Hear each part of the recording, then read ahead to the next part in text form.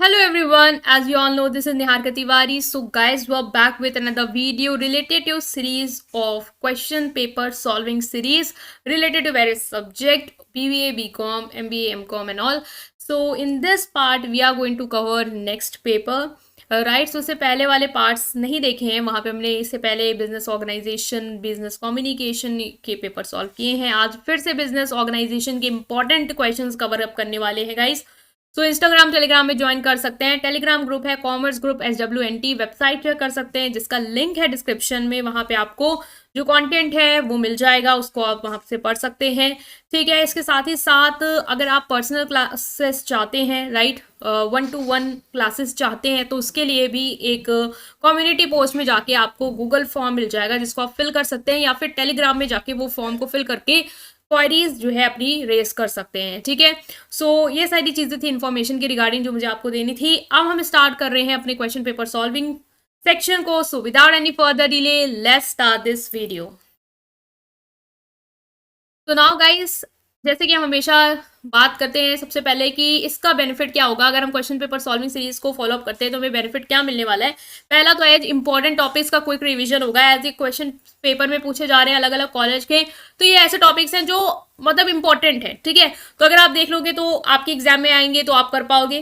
ठीक है. एक ओवरव्यू मिल जाएगा आपको कि कैसे क्वेश्चन को अटेम्प्ट करना है, कितना लिखना है, कैसे अटेम्प्ट करना है, कैसे प्रेजेंटेशन कर सकते हैं, वो चीज़ें. और इससे आपका कॉन्फिडेंस भी बूस्ट होगा, बिकॉज एग्जाम्स में क्या होता है कि अगर आप एग्जाम से पहले चीज़ों को देख के जाते हो, कैसे करना होता है, क्या इंपॉर्टेंट है, किस तरीके से प्रेजेंटेशन होनी चाहिए, ये सारी चीज़ें, तो आप वहाँ पे हड़बड़ाते नहीं है कि अब मुझे सोचना पड़ेगा और वहाँ पे घिच पिच करके चले आओ. ठीक है. तो ये थी कुछ इंपॉर्टेंस या बेनिफिट्स कह सकते हैं इस क्वेश्चन पेपर सीरीज को फॉलो अप करने की. आज जो पेपर है वो है आपका बिजनेस ऑर्गेनाइजेशन के इंपॉर्टेंट क्वेश्चंस.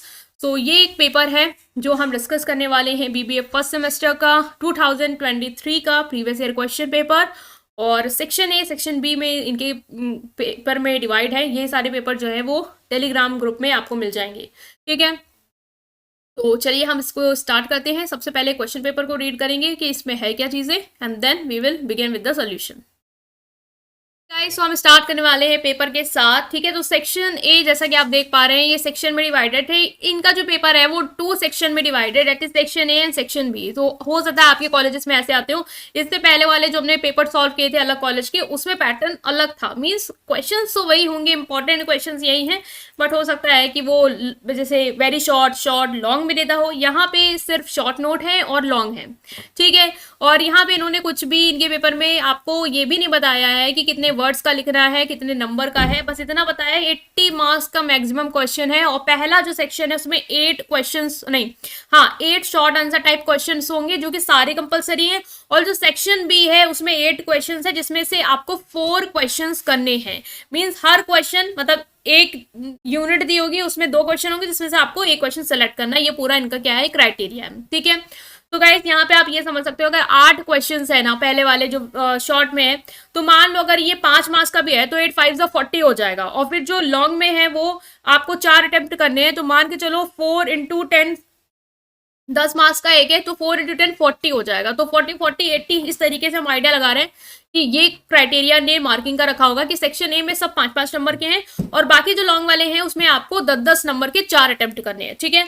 तो उस हिसाब से हमारी वर्ड लिमिट्स वगैरह हम सेट कर लेंगे. इससे पहले वाले जब हमने क्वेश्चन पेपर सॉल्व किए थे जहां पे आपने 7.5 नंबर का पेपर मतलब 7.5 वाला क्वेश्चन देखा था, 7.5 मार्क्स वाला, तो वहां पे 200 वर्ड्स की मैक्सिमम लिमिट दी होती थी. और अगर वो 15 का था तो 400. तो इनका क्या है, इनका शॉर्ट वाला 5 का है. तो मान लो कि 150 से 100 वर्ड्स में आपको सेक्शन ए वाले क्वेश्चंस निपटाने हैं. और जो सेक्शन बी होने वाला है, ठीक है, जो आपका 10 नंबर का क्वेश्चन है, तो ये आइडिया ले लो कि वहां पे 7.5 मार्क्स वाले में जब 200 लिख रहे थे और 15 वाले में 400 वर्ड्स लिख रहे थे, तो ये 300 के आसपास लिख दोगे तो आपको अच्छे नंबर मिलेंगे. ठीक है. तो थोड़ा बहुत अपना दिमाग लगाना होता है मार्किंग को लेके कि कितने वर्ड्स का लिखना है, क्योंकि स्टूडेंट का सबसे बड़ा डाउट होता है कि इतने नंबर का है तो कितना लिखें. तो ये इस तरीके से आप दिमाग लगा सकते हो. ठीक है. अब हम स्टार्ट करें सेक्शन ए के क्वेश्चन के साथ. देखिए पहले क्वेश्चन क्या है, राइट शॉर्ट नोट्स ऑन 8 होंगे. पहला है ट्रेड पे लिखना है आपको. ट्रेड क्या होता है, इन्वायरमेंट इंटरफेस क्या है, joint stock, cooperative society, feasibility, stock exchange, right, and next is business opportunities and entrepreneur opportunities. ठीक है, एंटरप्रेन्योरियल अपॉर्चुनिटीज क्या है, बिजनेस अपॉर्चुनिटीज क्या है, ये पूरे हो गए 8 क्वेश्चन जो शॉर्ट हैं और इसमें आपको 100 से 150 वर्ड्स लिखने हैं। ठीक है, सो स्टार्ट कर रहे हैं हम आंसर शीट के साथ। सो वन बाय वन देखेंगे कि क्या पॉसिबल आंसर है इन सबके। तो नाउ गाइस, सबसे पहला क्वेश्चन था आपका कि ट्रेड क्या है, जो कि शॉर्ट आंसर टाइप में है। तो ट्रेड के बारे में आप क्या जानते हो? आपको पता है हमने ट्रेड के बारे में से पहले जो बिजनेस ऑर्गेनाइजेशन का पेपर सॉल्व किया था वहां पे भी ये क्वेश्चन था। ठीक है, वहां पे भी ये क्वेश्चन पूछा गया था, वो शॉर्ट में आया था लाइक बिजनेस, ट्रेड और कॉमर्स में क्या डिफरेंस है, बट ट्रेड था वहां पे। ठीक है, तो ट्रेड अगर यहां से कवर करके आते तो एग्जाम में बहुत हेल्प होने वाली कि आपके में भी ये क्वेश्चन कहीं से कहीं ना ट्रेड पूछेगा। तो ट्रेड क्या है? ट्रेड एक एसेंशियल एस्पेक्ट है बिजनेस ऑर्गेनाइजेशन का। हम बिजनेस ऑर्गेनाइजेशन पढ़ रहे हैं तो इंपॉर्टेंट पार्ट है बिजनेस ऑर्गेनाइजेशन का। इसमें बेसिकली क्या होता है? Basically trade is equal to transaction. Transactions mean buying and selling of good and services. दो पार्टीज हैं, चाहे वो मैन्युफैक्चर हो, मैन्युफैक्चर होलसेलर को बेच रहा है, होलसेलर मैन्युफैक्चरर से खरीद रहा है, या होलसेलर रिटेलर हो, होलसेलर रिटेलर को बेच रहा है, रिटेलर होलसेलर से खरीद रहा है, या रिटेलर कंज्यूमर्स हो, लाइक कंज्यूमर रिटेलर से खरीद रहा है और रिटेलर कंज्यूमर को सेल कर रहा है। मीन ये जो बाइंग एंड सेलिंग है गुड्स और सर्विसेज की दो पार्टीज के बीच में, वही क्या कहलाता है? वही कहलाता है आपका ट्रेड। ठीक है, तो ये एग्जाम इजी है। अगर कंफ्यूज होते हैं एग्जाम में ट्रेड क्या होता है तो बिल्कुल नहीं होना है। It is very simple, that is buying and selling of goods and services between two parties. ठीक है, now through trade business can acquire the product they need to operate. अब आपको क्या करना है? अब आपको पेपर में लिखना है ट्रेड के बारे में थोड़ा। तो अब तो थोड़ा सा इसको और इलेबोरेट कर दो कि अगर आप बाइंग कर रहे हो तो इसका मतलब क्या कर रहे हो? बाय कर रहे हो इसका मतलब जो भी प्रोडक्ट तुमको आपको चाहिए, ठीक है, बिजनेस को चलाने के लिए, ठीक है, या कस्टमर को जो प्रोडक्ट चाहिए अपनी डेली लाइफ की नीड्स को पूरा करने के लिए, वो उसको क्या कर पाता है? एक्वायर कर पाता है। भाई ट्रेड है तभी तो एक्सचेंज हो पा रहा है, उसी वजह से उससे गुड्स और सर्विसेज मिल पा रहे हैं। तो ये लिख सकते हो, ट्रेड इनेबल करता है कंपनी को कि वो वाइडर मार्केट को एक्सेस कर पाए बियॉन्ड देयर इमीडिएट विसिनिटी। मतलब अभी जितनी मार्केट का कैप्चर है उसके पास, उससे अपार्ट जा पाए। भाई अगर आप ट्रेड इंटरनेशनल ट्रेड कर रहे हो, ठीक है, मतलब इंटरनेशनल लेवल पे बेच रहे हो, ना ही सिर्फ इंडिया में, बाकी फॉरेन कंट्रीज में भी बेच रहे हो, तो ट्रेड आपको ऑफकोर्स मार्केट तो पहुंचाएगा ना, कि आप अपने जो ट्रांजेक्शन है वो बड़े लेवल पे या वाइडर मार्केट पे रीच कर पाओ, जिससे क्या होगा? इकोनॉमी की ग्रोथ होगी, डेवलपमेंट होगा कंट्री का। इसके अलावा ट्रेड जो है वो कंपटीशन, इनोवेशन, स्पेशलाइजेशन प्रमोट करता है। सारी कंपनीज जो है वो बाइंग एंड सेलिंग में एक्सचेंज है। आप कैसे कंपटीशन में स्टैंड आउट कर सकते हो? आप क्या नया बना सकते हो? आप किस चीज में अपनी एक्सपर्टीज ला सकते हो ताकि कस्टमर आपके प्रोडक्ट एंड सर्विसेज को खरीदे? ये भी ट्रेड क्या करता है? प्रमोट करता है। इसलिए हम ये कंक्लूड करेंगे कि ट्रेड जो है बहुत इंपॉर्टेंट रोल प्ले करता है बिजनेस ऑर्गेनाइजेशन की फंक्शनिंग में। गुड्स का एक्सचेंज फैसिलिटेट करता है और कंज्यूमर की या सोसाइटी में आपका कोई भी आ जाएगा, चाहे वो मैन्युफैक्चरर हो, होलसेलर हो, रिटेलर हो, कंज्यूमर्स हो, उन सबकी जो नीड्स एंड डिमांड्स है regarding the product and services उसको पूरा करता है। ठीक है, तो जितना भी आप समझे हैं उसको अपने लैंग्वेज में, अपने एग्जाम्स में अटेम्प्ट कर सकते हैं। नेक्स्ट क्वेश्चन के साथ मूव कर रहे हैं, दैट इज एनवायरमेंट इंटरफेस। सो ये क्वेश्चन ऐसा है कि जो बहुत लोग छोड़ के आ जाते हैं ये सोच के कि एनवायरमेंट इंटरफेस में लिखना क्या है, but guys it's very easy. आपने बिजनेस एनवायरमेंट के बारे में पढ़ा होगा। बिजनेस का एनवायरमेंट क्या है? जो बिजनेस के आसपास की चीजें हैं, जो सराउंडिंग है, जो उसके आसपास क्या है, बिजनेस के आसपास के एम्प्लॉयज हैं, ठीक है, अंदर देखो तो उसके एम्प्लॉयज हैं, उसकी स्ट्रैटेजीज है, उसका स्ट्रक्चर है, बाहर जाओगे तो मार्केट है, मार्केट में कंज्यूमर्स है, कंपटीशन है, सप्लायर्स एंड ऑल। ये सब लोग बिजनेस की वर्किंग को क्या करते हैं? अफेक्ट करते हैं, उसके साथ इंटरेक्ट करते हैं। भाई अगर सप्लायर है, ठीक है, उसने आपको गुड्स देने से मना कर दिया, आपकी वर्किंग पे असर आएगा? नहीं आएगा? आएगा। कस्टमर है, उसने अपना फैशन बदल दिया, आप जिस हिसाब से बेच रहे थे, मान लो आप जो है वो नॉर्मल जीन्स बेच रहे थे, अब आप आ गया डैमेज जीन्स, तो कंज्यूमर का फैशन तो बदल गया, अब वो वही चीज की डिमांड कर रहा है, तो बिजनेस की वर्किंग पे इफेक्ट आया। तो ये क्या है? बिजनेस इन्वायरमेंट है, ठीक है। और वही चीज है आपका एनवायरमेंट इंटरफेस, कि एनवायरमेंट इंटरफेस बिजनेस ऑर्गेनाइजेशन में क्या रेफर करता है? Refers to the interaction between the business and its external surrounding और एनवायरमेंट। बिजनेस का अपने बाहर के सराउंडिंग या एनवायरमेंट से जो भी इंटरेक्शन है, जो तालमेल है, जो वो उसको इफेक्ट कर रहा है या वो उसको इफेक्ट कर रहा है, वो बेसिकली क्या है? एनवायरमेंट इंटरफेस है। This interface encompasses various factors and forces that can influence or impact the operation, performance and decision making process of the organization. ये मैंने डिस्कस किया है, इससे पहले भी बताया कि जो भी आपके फैक्टर्स हैं, चाहे वो कंज्यूमर हो, मार्केट का फैक्टर्स हो, सप्लायर्स हो, गवर्नमेंट की पॉलिसीज हो, ये सब बिजनेस की वर्किंग पे, उसके डिसीजन मेकिंग पे क्या करती हैं? असर डालती है। बिजनेस अच्छा खासा चल रहा था, बढ़िया परफॉर्म कर रहा था, फैशन चेंज हो गया, फिर से उसको डिसीजन मेकिंग में चेंजेस करने पड़ेंगे, नया फैशन के हिसाब से स्ट्रैटेजीज बनानी होंगी और प्रोडक्ट लॉन्च करना होगा। ठीक है। Government interface consist of both internal and external elements. Internal factor include the organisation, resources, capabilities, structure and culture. मतलब जो इंटरनल फैक्टर है वो भी बिजनेस की वर्किंग को इफेक्ट करता है। इंटरनल मतलब क्या, जो बिजनेस के अंदर है, लाइक ऑर्गेनाइजेशन के रिसोर्सेज हो गए, ठीक है, चाहे वो फाइनेंशियल हो, ह्यूमन रिसोर्स हो, ये सारे लोग। ऑर्गेनाइजेशन की जो भी कैपेबिलिटीज हैं, जो भी उसकी कैपेबिलिटीज हैं, जो वो कर रहा है, जो उसकी स्ट्रेंथ है या वीकनेस कह लो, ठीक है, वो। ऑर्गेनाइजेशन का क्या स्ट्रक्चर है, कौन किसको रिपोर्ट कर रहा है, सुपीरियर सबॉर्डिनेट का रिलेशन कैसा है, ऑर्गेनाइजेशन का कल्चर क्या है, ये सब वर्किंग को इफेक्ट करते हैं भाई। ऑर्गेनाइजेशन का कल्चर ऐसा है जहां पे लोग खुश नहीं है तो क्या ऑर्गेनाइजेशन की वर्किंग पे असर नहीं आएगा? आएगा। ऑर्गेनाइजेशन के रिसोर्सेज में दिक्कत है, फाइनेंस प्रॉपर मैनेज नहीं हो पा रहा है, क्या दिक्कत नहीं आएगी? आएगी। तो उसकी वर्किंग पे असर डाल लेना। तो यही क्या है, बिजनेस इन्वायरमेंट है, यही है आपका इन्वायरमेंट इंटरफेस की बिजनेस अपने इन्वायरमेंट के साथ क्या करता है, इंटरेक्ट करता है, वो उन पे प्रभाव डालता है और वो इस पे डालते हैं। ठीक है। एक्सटर्नल मैंने डिस्कस कर लिया, इकोनॉमिक सोशल, आपने पेस्टल पढ़ा होगा, political, economic, social, legal, technical factors, ये सब बिजनेस को अफेक्ट करते हैं, वो आप लिख सकते हो यहाँ पे। तो आपने बेसिकली डेफिनेशन लिखनी है, फिर इन्वायरमेंट में क्या क्या आता है वो लिख दो, और वो सब उसको अफेक्ट करते हैं ये लिख दो। और उसको अंडरस्टैंड करना बहुत ज़रूरी है। आप बिजनेस के इन्वायरमेंट को अंडरस्टैंड कर पाओगे तभी आप उसके हिसाब से अपने आप को, अपने बिजनेस की पॉलिसीज को, अपने चीज़ों को क्या कर पाओगे, एडजस्ट कर पाओगे, अडॉप्ट कर पाओगे और परफॉर्म कर पाओगे। नेक्स्ट आता है ज्वाइंट स्टॉक क्या है। ठीक है, ज्वाइंट स्टॉक के बारे में बात करें। ज्वाइंट स्टॉक बेसिकली क्या होता है, ज्वाइंट स्टॉक बिजनेस ऑर्गेनाइजेशन, मतलब बेसिकली कंपनी कह सकते हो एक तरीके से। ज्वाइंट स्टॉक में क्या होता है, ओनरशिप जो है वो शेयर्स में डिवाइडेड है। ठीक है, कंपनी में, या joint stock means jointly stock, stock means share, जहां पे ऐसी बिजनेस ऑर्गेनाइजेशन जहां पे लोग शेयर्स को क्या कर रहे हैं, ज्वाइंटली होल्ड कर रहे हैं, वो क्या है, ज्वाइंट स्टॉक। तो यहाँ पे जो शेयर बेसिकली क्या है, जो कैपिटल है वो शेयर्स में डिवाइड होती है। शेयर्स जिसके पास है वो कंपनी का क्या है, ओनर है। ठीक है, उसने कैपिटल में कंट्रीब्यूट किया है, पैसा लगाया, तो वो क्या है, ओनर है। तो ओनरशिप जो है वो शेयर्स में डिवाइड होती है, स्टॉक में डिवाइड होती है, which are owned by multiple individual entity. और यहाँ पे बहुत सारे इंडिविजुअल एक साथ उस शेयर या स्टॉक को होल्ड करते हैं, that's why it is called joint stock. ठीक है, these share represent ownership in the company and entitle shareholder to the portion of company profit. आपके पास शेयर होल्डर है, मीन्स आपके पास शेयर है तो आप शेयर होल्डर, और डेट इज आप ओनर उस कंपनी के, और जो भी कंपनी का प्रॉफिट है उसमें आपका क्या है, हिस्सा है। ठीक है, सोल प्रोपराइटरशिप और पार्टनरशिप के अनलाइक, मतलब इसके अपोजिट, जहां पे ओनरशिप यहाँ पे क्या है, मतलब सोल ट्रेडर और पार्टनरशिप में क्या होती है, कुछ लिमिटेड लोगों तक ही क्या होती है, ओनरशिप होती है, सबके पास ओनरशिप होगी नहीं। मान लो पार्टनरशिप में 4 लोग ही पार्टनर है तो चारों लोग के पास ही ओनरशिप होगी ना। ये सोल ट्रेडर तो एक ही है ना, तो उसकी पास ही पूरे बिजनेस का कंट्रोल है, ओनरशिप है।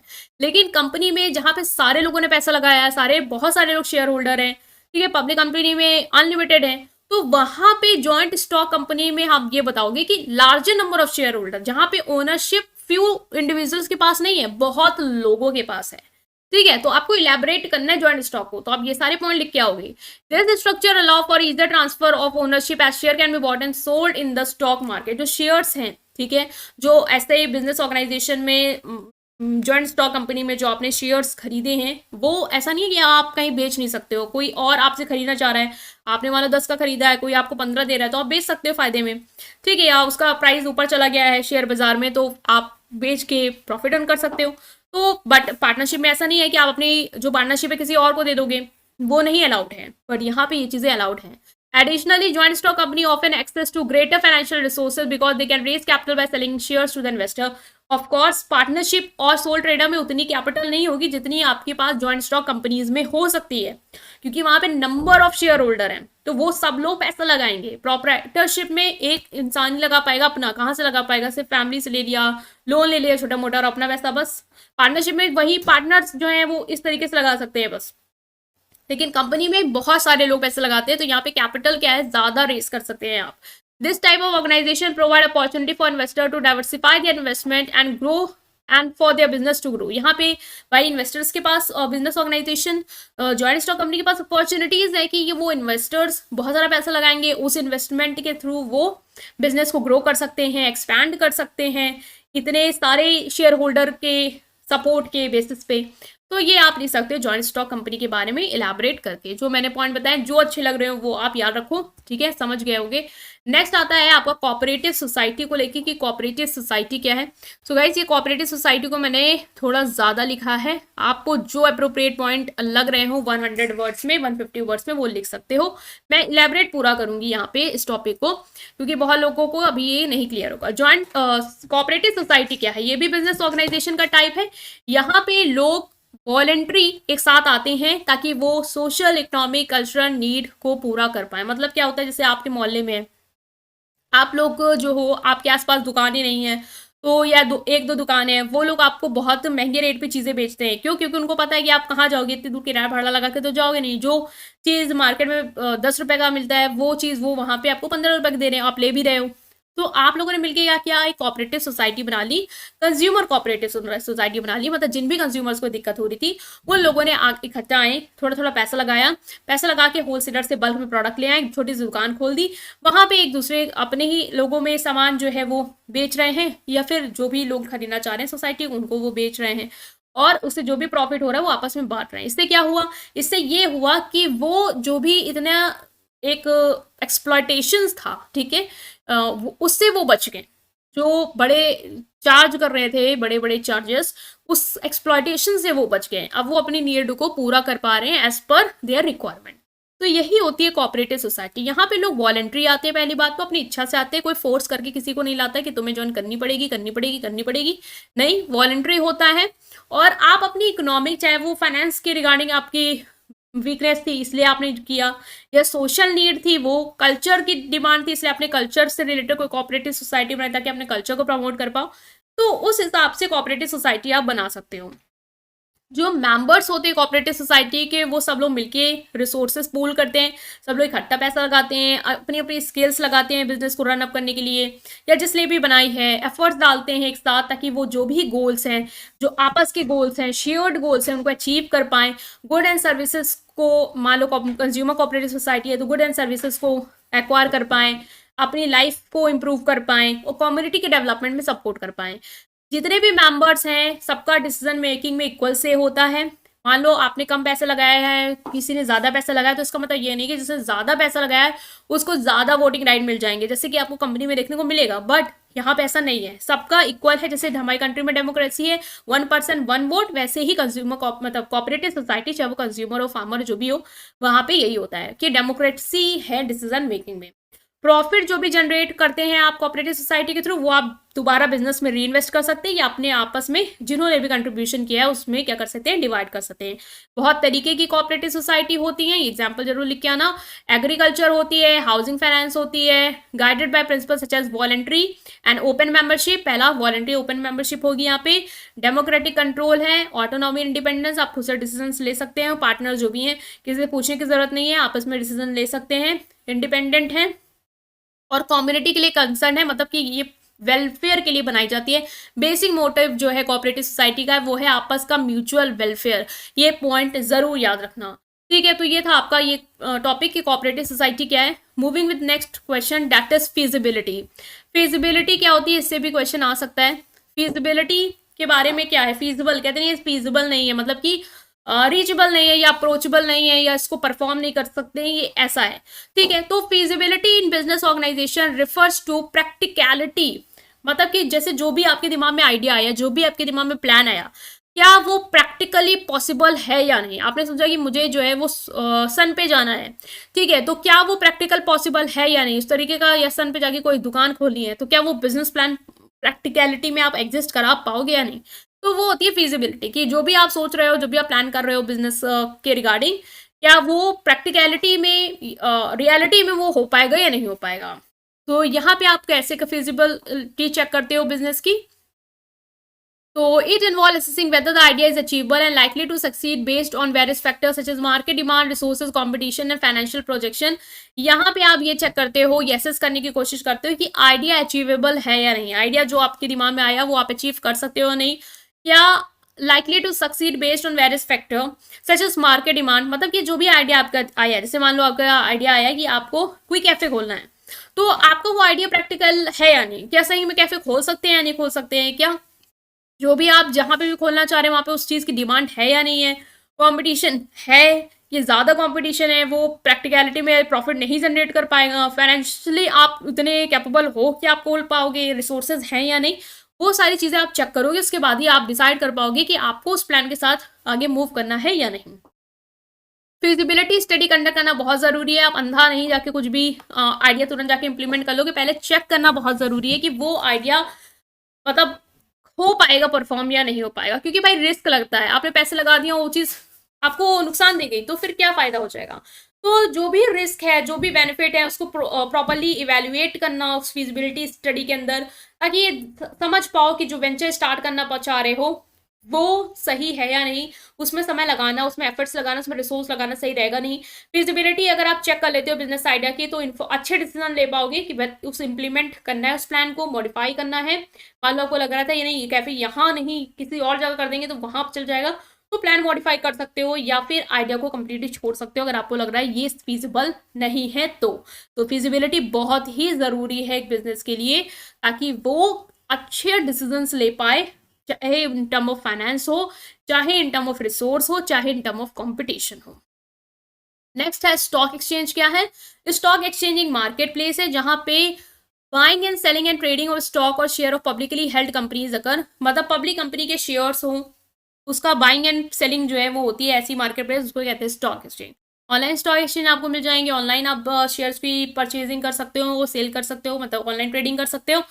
इसके अलावा क्या है, ये प्लेटफॉर्म प्रोवाइड करता है इन्वेस्टर को कि वो शेयर्स को खरीद सकते हैं, जो भी कंपनीज लिस्टेड हैं स्टॉक एक्सचेंज में उनके शेयर्स को परचेज कर सकते हैं and sell their holding to other investor, और जो भी इन्वेस्टर मान लो आपसे खरीदना चाहते हैं जो शेयर्स आपके पास हैं, तो आप उसको बेच भी सकते हो। स्टॉक एक्सचेंज एक इंपॉर्टेंट रोल प्ले करता है in facilitating the flow of capital within the economy by connecting companies in need of funding with investor. ये एक प्लेटफॉर्म दे देता है भाई, जहां पे वो कंपनी जिसको पैसा चाहिए वो अपने शेयर दे रही है, जो लोग इन्वेस्ट करना चाहते हैं वो उसके शेयर खरीद रही है, तो एक ऐसा प्लेटफॉर्म जहां पे कैपिटल क्या कर रही है, फ्लो कर रही है। This exchange provide transparency and liquidity to the security market, और जो भी स्टॉक एक्सचेंज वाली मार्केट है वहां पे लिक्विडिटी होती है, ट्रांसपेरेंसी होती है भाई, एक रजिस्टर्ड रेगुलेटरी फ्रेमवर्क के अंदर ये काम कर रही होती है, तो उसके रूल्स एंड रेगुलेशन के थ्रू काम करना है। ट्रांसपेरेंसी, लोगों को जो भी आपके शेयर होल्डर है या जो भी पब्लिक है जो आपकी शेयर्स खरीदना चाह रही है उसको बिल्कुल एग्जैक्ट इन्फॉर्मेशन प्रोवाइड करना, और ऐसा भी लिक्विडिटी है, मतलब कि आप इजीली, मान लो आपके पास शेयर है, आप बेचना चाह रहे हो, तुरंत आप उसको बेच के अपना पैसा निकलवा सकते हो, तो ये भी एक बेनिफिट है। स्टॉक एक्सचेंज एक रेगुलेटरी फ्रेमवर्क के तहत ऑपरेट करता है, ताकि वो रेगुलेटरी फ्रेमवर्क जो भी रूल्स बना रही है उस स्टॉक एक्सचेंज के लिए वो उसको फॉलो करते हुए फेयरनेस रखे, ट्रांसपेरेंसी रखे और ट्रेडिंग एक्टिविटीज में इंटीग्रिटी रखे। Examples well known stock exchange की क्या है, फॉरेन का ले लो न्यूयॉर्क स्टॉक एक्सचेंज और इंडिया का बॉम्बे स्टॉक एक्सचेंज, ये पॉपुलर स्टॉक एक्सचेंज है, मींस एक ऐसी मार्केट प्लेस है जहां पे ट्रेडिंग होती है शेयर्स की। ठीक है, तो ये हमने डिस्कस किया। नेक्स्ट आ रहा है आपका क्वेश्चन था जो इसमें वो था बिजनेस अपॉर्चुनिटीज क्या है। बिजनेस अपॉर्चुनिटीज की बात की जाए तो it refers to the favourable circumstances और situation that present the potential for starting और expanding a business. Business opportunity means कि फेवरेबल सिचुएशन मीन्स ऐसी सिचुएशन, ऐसे कहते नहीं मेरे पास ये अपॉर्चुनिटी मीन्स एक ऐसी सिचुएशन, एक ऐसे सर्कमस्टांसेस जो मेरे फेवर में है, ठीक है, जिसके थ्रू मैं बेनिफिट ला सकती हूँ। वो सिचुएशन जो मेरे फेवर में, वो क्या है, favourable for me, that will be opportunity for me. But जो फेवरेबल सिचुएशन या सर्कमस्टांसेस बिजनेस के लिए है, वो क्या होगी, बिजनेस के लिए अपॉर्चुनिटी होगी। उस अपॉर्चुनिटी के थ्रू बिजनेस क्या कर सकता है, या तो उस, जैसे मान लो कि मार्केट में कोई, आप देख रहे हो आसपास कोई स्ट्रीट फूड नहीं है और आपके पास ये अपॉर्चुनिटी आई कि आप उस स्टार्ट कर सकते हो, तो उस अपॉर्चुनिटी का फायदा उठा के, उस सर्कमस्टांसेस का फायदा उठा के आप एक बिजनेस को स्टार्ट कर सकते हो। या फिर अगर आपको लग रहा है कि आपके पास फैंस काफ़ी है और आप एक्सपेंड करना चाहते हो अपने बिजनेस को, तो उस अपॉर्चुनिटी का फायदा उठा सकते हो। तो ये अपॉर्चुनिटी जो है बहुत सारे सोर्सेज से आती हैं। मान लो मार्केट में डिमांड चेंज हो गई, उसके रिगार्डिंग आप कुछ नया बना सकते हो कंज्यूमर को अट्रैक्ट करने के लिए, तो वो एक फेवरेबल सिचुएशन हो सकती है बिजनेस के लिए। टेक्नोलॉजी एडवांस हो गई है, उससे आप अपनी कॉस्ट को कम कर सकते हो, तो वो भी आपके लिए बिजनेस के लिए अपॉर्चुनिटी है। इमर्जिंग ट्रेंड, जो भी ट्रेंड्स आ रहे हैं उसके साथ अपने आप को, अपने बिजनेस को चेंज करना, या जो भी मार्केट में गैप्स है उसको पूरा करना, ये सारी चीजें जिससे बिजनेस अपना फायदा निकाल सकता है, वो क्या है, उसके लिए बिजनेस अपॉर्चुनिटी है। Identifying and seizing upon business opportunity involves recognising unmet demands on problem that can be address with product और सर्विसेज। मीन अगर आप आइडेंटिफाई करते हो जो भी बिजनेस के लिए अपॉर्चुनिटीज हैं, जो भी फेवरेबल सर्कमस्टांसेस सिचुएशन है, उसको आप स्टडी करते हो, उसको आप आइडेंटिफाई करते हो और उसके एडवांटेज उठाते हो, तो उससे क्या कर पाओगे, जो भी अनमेट डिमांड्स हैं, जो भी प्रॉब्लम्स हैं, ठीक है, रिगार्डिंग प्रोडक्ट और सर्विस, वो पूरी कर लोगे। ठीक है, इनोवेटिव सोल्यूशन बनाओगे ताकि आप ऐसे क्रिएटिव सोल्यूशंस के साथ हो जो कस्टमर को बहुत ज़्यादा हेल्प करे।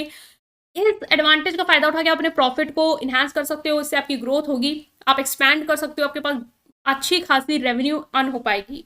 तो चाहे वो उस बिजनेस को स्टार्ट करने का हो या न्यू वेंचर को स्टार्ट करने का हो या नए प्रोडक्ट लाइन में लॉन्च करना हो अपने आप को, मीन्स कुछ नया प्रोडक्ट लॉन्च करना हो आपको, या नई मार्केट में एंटर करना हो, या जो भी अभी आपके पास उसको और ज़्यादा डाइवर्सिफाई करना हो, नए फीचर्स निकालने हो, सीजिंग बिजनेस अपॉर्चुनिटी रिक्वायर्स, इन सारी चीज़ों के लिए आपको क्रिएटिव होना ज़रूरी है। आपके पास स्ट्रैटेजिक थिंकिंग होनी चाहिए कि आप सोच पाओ कि किस स्ट्रैटेजी के साथ आप इस अपॉर्चुनिटी का फ़ायदा उठा सकते हो, और आपके अंदर विलिंगनेस होनी चाहिए कि कैलकुलेटेड रिस्क ले जाओ। मतलब क्या था, रिस्क नहीं लेना, लेकिन कैलकुलेटेड रिस्क लेना है जो आपको लग रहा है कि आपके लिए सुटेबल रहेगा, आपके बिजनेस पॉइंट ऑफ व्यू से, आपके फाइनेंस पॉइंट ऑफ व्यू से, और आप उस रिस्क को लेके कहीं बैंकरप्ट नहीं हो जाओगे। मतलब उतना बड़ा रिस्क नहीं लेना है, लेकिन अगर आप कोई अपॉर्चुनिटी से भाई फ़ायदा उठाना चाहते हो, ठीक है, कुछ नया करना चाहते हो, नई मार्केट में जाना चाहते हो, या बिजनेस को एक्सपैंड करना चाहते हो, तो रिस्क तो लेना पड़ेगा। ठीक है, by capitalising on this opportunity entrepreneur can, भाई इस तरीके की अपॉर्चुनिटी से क्या फायदा, आप रेवेन्यू जनरेट करोगे, वैल्यू क्रिएट होगी, गुडविल बढ़ेगी मार्केट में आपकी, और कंट्री की इकोनॉमिक ग्रोथ और प्रॉस्पेरिटी में कंट्रीब्यूट करोगे। तो ये है आपका बिजनेस अपॉर्चुनिटी के बारे में। नेक्स्ट आता है और लास्ट था आपका ये शॉर्ट आंसर का, जो कि 8 था, वो था कि एंटरप्रेन्योर अपॉर्चुनिटीज़ क्या हैं। तो एंटरप्रेन्योर अपॉर्चुनिटीज़ के बारे में बात करें, ये स्पेसिफिक इंस्टेंसेस हैं वेयर इंडिविजुअल और एंटरप्रेन्योर आइडेंटिफाई अ नीड। देखो भाई, बिजनेस अपॉर्चुनिटीज़ क्या थी, जहाँ पे बिजनेस के लिए फेवरेबल सर्कमस्टांसेस सिचुएशन, जिससे वो फायदा उठा के अपना क्या कर सकता है, रेवेन्यू बढ़ा सकता है, अपने बिजनेस की ग्रोथ और डेवलपमेंट को प्रमोट कर सकता है। ठीक है, ऐसी कंडीशन जिसका वो फायदा उठा, लाइक कोई डिमांड है किसी चीज़ की, कोई नहीं दे रहा, आप दोगे तो आपको फायदा होगा। उसी तरीके से एक एंटरप्रेन्योर, ठीक है, या इंडिविजुअल, उसके लिए क्या अपॉर्चुनिटी है, उसके लिए अपॉर्चुनिटी मीन्स क्या है कि वो जो भी नीड है, जो भी गैप है, जो चीज़ नहीं है और आप पूरा कर सकते हो, या जो मार्केट में प्रॉब्लम है, ठीक है, और and develop innovative solution to address them, वो उसको आइडेंटिफाई करे एक एंटरप्रेन्योर, और उसके लिए क्या सोल्यूशन डेवलप कर सकता है, वो भी इनोवेटिव सोल्यूशन जो कोई ना अभी तक सोच रहा हो, ताकि वो उस प्रॉब्लम को सॉल्व कर पाए। तो ये उसके लिए क्या है, एक एंटरप्रेन्योर अपॉर्चुनिटीज है कि इस गैप, इस नीड को आइडेंटिफाई करना और उसका फायदा उठाते हुए एक सॉल्यूशंस को लाना जो उसको पूरा कर पाए। These opportunity can arise from various sources, अलग अलग सोर्सेज से आ सकती है, वही सोर्सेज यहाँ पे भी होंगे कि टेक्नोलॉजिकल एडवांसमेंट हो गई, माइंड टेक्निक में, टेक्नोलॉजी में कोई चेंजेस आए हैं, उसमें आप अपॉर्चुनिटी देख सकते हो, कंज्यूमर का बिहेवियर चेंज हो रहा है, उनका फैशन टेस्ट चेंज हो रहा है, आप उसके पूरा कर सकते हो, उस गैप को पूरा कर सकते हो, या नए ट्रेंड्स आ रहे हैं उसमें आप कुछ अच्छा कर सकते हो। तो इस तरीके से आप इस अपॉर्चुनिटी का फ़ायदा उठा सकते हो, उस गैप को फुलफिल करके, लाइक दैट। सक्सेसफुल एंटरप्रेन्योरशिप क्या होती है, सक्सेसफुल एंटरप्रेन्योरशिप वही होती है जो अपॉर्चुनिटीज़ को आइडेंटिफाई कर ले जाए और उसका एडवांटेज उठा पाए। Seizing upon these opportunity through a combination of, और एडवांटेज कैसे उठाएगा, क्रिएटिविटी के साथ, स्ट्रैटेजिक थिंकिंग के साथ, मार्केट को प्रॉपर्ली एनालाइज करके, मार्केट में चल क्या रहा है, क्या मैं क्या बेस्ट दे सकता हूँ, जिससे मार्केट की डिमांड को पूरा कर लिया जाए। इस तरीके से by leveraging entrepreneurial opportunities individual can create. अब भाई अब जैसे बिजनेस अपॉर्चुनिटीज में था, वैसे सेम यहीं पे पूरा कंटेंट है, बस यहाँ पे एंटरप्रेन्योरल वर्ड आप ऐड कर दोगे। यहाँ पे वही है कि इंडिविजुअल अगर इस अपॉर्चुनिटीज का फायदा उठाते हैं तो क्या होगा भाई, उनकी वैल्यू क्रिएट होगी, सक्सेस होगी, रेवेन्यू जनरेट कर पाएंगे, इनोवेटिव हो पाएंगे, और कंट्री के सोशल ग्रोथ, इकोनॉमिक ग्रोथ पे क्या कर पाएंगे, सपोर्ट कर पाएंगे, कंट्रीब्यूट कर पाएंगे। तो ये था शॉर्ट आंसर। मूव करेंगे लॉन्ग आंसर के साथ। Okay, so moving with the long answer. So सबसे पहले पेपर देख लेंगे, ठीक है, ये पहला तो आपको थोड़ा बहुत दिख रहा होगा, पेपर को चेक करेंगे। सो ये है आपका सेक्शन बी यूनिट 1। सो इसमें से आपको एक अटेम्प्ट करना है आपके पेपर में, हम दोनों ही, ऑफकोर्स मैं सारे आंसर बता रही हूँ आपको, तो सब कन्वे करूंगी। तो सेक्शन बी में यूनिट 1 का पहला क्वेश्चन है कि what are the nature and scope of business, और दूसरा है write difference among commerce, trade and business. ठीक है, कॉमर्स, ट्रेड और बिजनेस के बीच में क्या डिफरेंस है। ये क्वेश्चन इससे पहले वाला जो हमने दूसरे कॉलेज का सॉल्व किया था, वहाँ पे भी सेम क्वेश्चन आया था कि कॉमर्स, ट्रेड और बिजनेस में क्या डिफरेंस है। ठीक है, और यहाँ पे सेम चीज़ यहाँ पे भी इन्होंने पूछ ली है यूनिट 1 में 2 क्वेश्चन में आपको एक अटेम्प्ट करना। तो अगर वो पेपर सॉल्व किया होता और यही पेपर आपके एग्जाम में आता तो आप सोच लो यूनिट 1 का पहला क्वेश्चन उड़ा देते, क्योंकि आपको आता होता वो अटेम्प्ट कर लेते। ठीक है, तो चलिए अब हम स्टार्ट कर रहे हैं। तो यूनिट 1 के पहले देख लेते हैं आंसर्स, देन हम यूनिट 2 के साथ मूव करेंगे। तो फर्स्ट क्वेश्चन जो था आपका सेकंड में पार्ट 1 में, और सेकंड में जिसमें हमें चॉइस थी वो हमने पहला वाला देखना है। पहला है नेचर ऑफ बिजनेस, जो हमने देखा था nature and scope of business. ठीक है, तो आंसर देखते हैं। नेचर ऑफ बिजनेस क्या है कि बिजनेस किस तरीके का है, फीचर्स बेसिकली आप डिफाइन कर सकते हैं इसमें। तो पहला इकोनॉमिक एक्टिविटी, आपको पता है बिजनेस जो है वो इकोनॉमिक एक्टिविटी है। मोटिव क्या होता है, प्रॉफिट अर्न करने का होता है। यहाँ पे वेलफेयर करने के लिए तो आपने बिजनेस खोल नहीं रखा है ना, आप चला रहे हैं। ठीक है, तो मेन मोटिव जो है वो है अर्निंग मनी का, आपको पैसा कमाने हैं जीवन जीवन यापन के लिए, ना कि आप कोई साइकोलॉजिकल सेटिस्फेक्शन या वेलफेयर के लिए कर रहे हैं कि आपको साइकोलॉजिकली सेटिस्फाइड हो जाए, आप सुकून मिले इसलिए आप सेवा कर रहे हैं, वो नहीं कर रहे हैं। आप यहाँ पे बिजनेस कर रहे हैं। Next is production of good and services.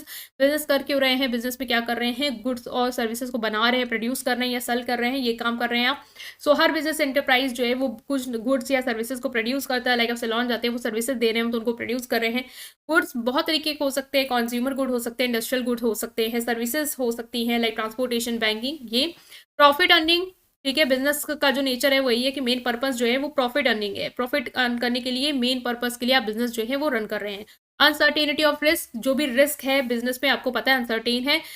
कभी भी लॉस हो सकता है, कभी भी प्रॉफिट हो सकता है। कोई बिजनेस में ये कंफर्म नहीं रहता कि इतना आपको हमेशा प्रॉफिट होगा या इतनी आपको लॉस हो सकता है। ठीक है, जैसे सैलरी होती है वो फिक्स रहती है एम्प्लॉयमेंट में, बट यहाँ पे ऐसा कोई भी केस नहीं है।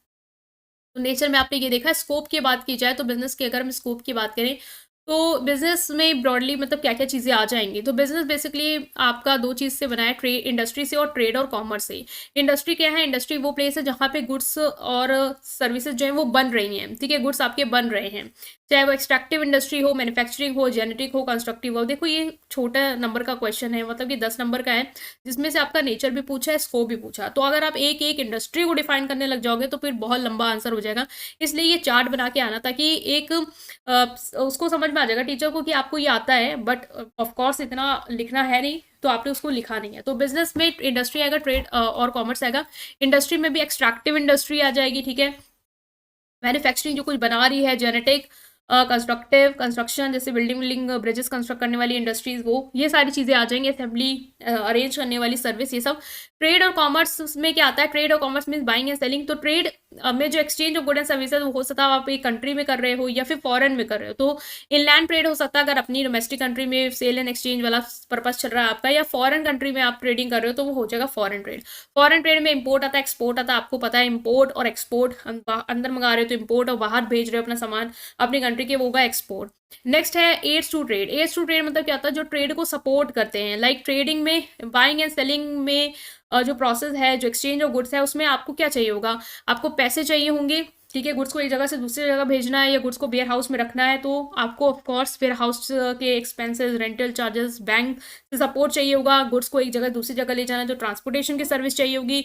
गुड्स का इंश्योरेंस कराना होगा कि भाई आग लग जाएगी कल को वेयर हाउसिंग में, तो उसके लिए वेयर हाउस के इंश्योरेंस और वेयर हाउसिंग वाली सर्विसेज भी अगर आपको चाहिए स्टोरेज के गुड्स के लिए। तो एड्स टू ट्रेड मीन्स क्या है, जो ट्रेड को सपोर्ट करते हैं, जो ट्रेड में हेल्प करते हैं, वो होती है aids to trade.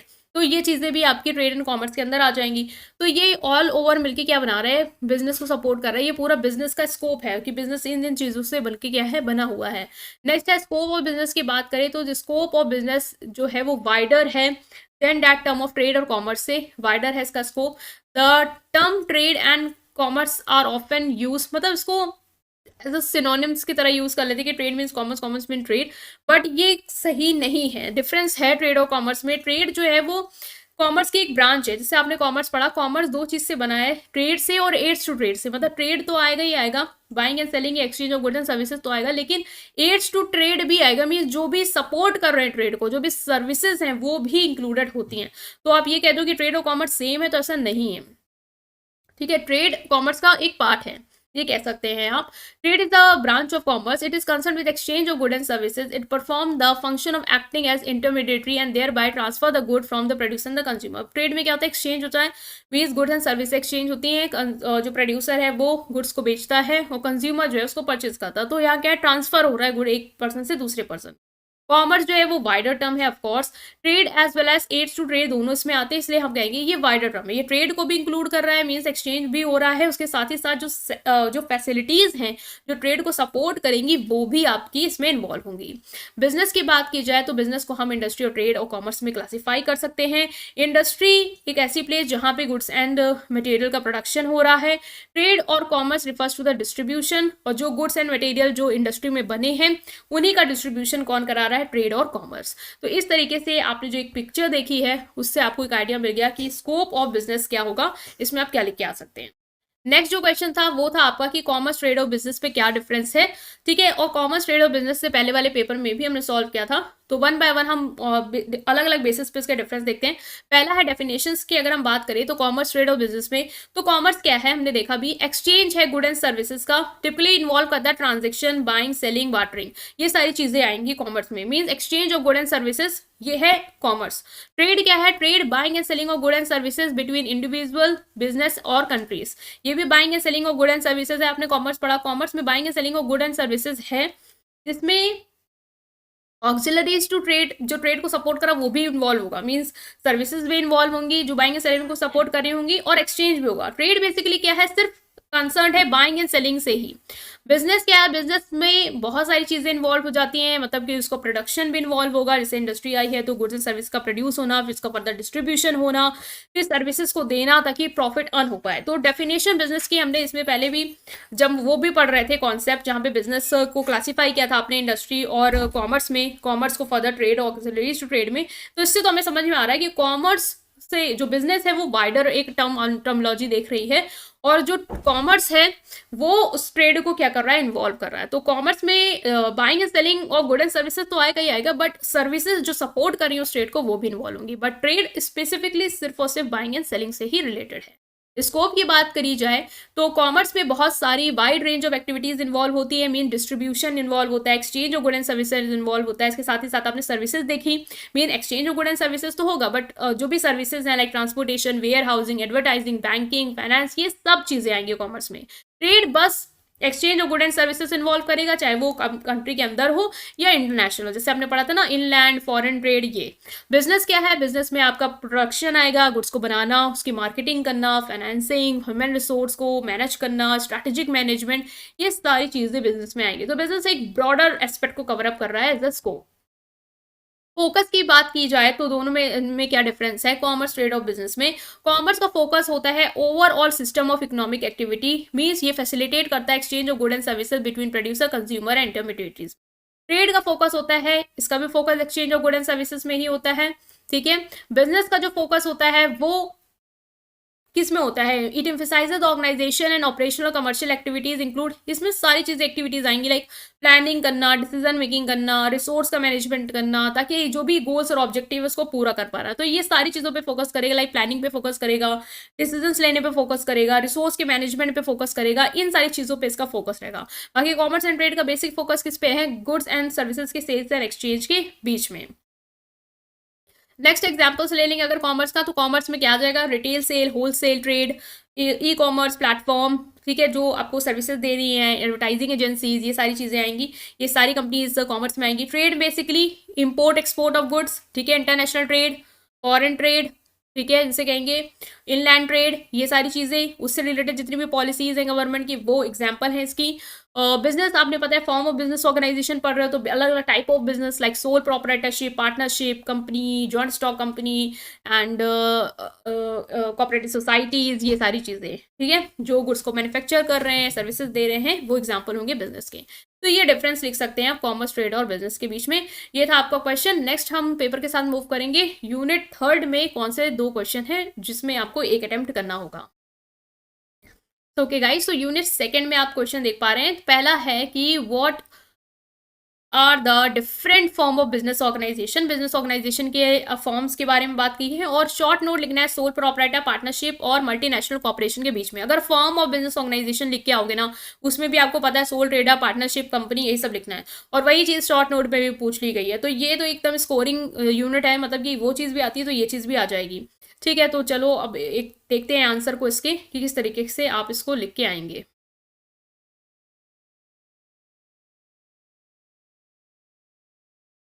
Okay, so now guys, यहाँ पे आंसर 4 की बात की जाए तो बहुत सारे फॉर्म है बिजनेस ऑर्गेनाइजेशन के। भाई हर फॉर्म के अपने एडवांटेज है, अपने डिसएडवांटेज है, आपको पता है अपने फीचर्स हैं। सोल प्रोप्राइटर की कुछ अलग फीचर्स हैं, उसकी कुछ अलग एडवांटेज हैं, पार्टनरशिप के अलग हैं एडवांटेज डिसएडवांटेज, लाइबिलिटी सबके अलग अलग है।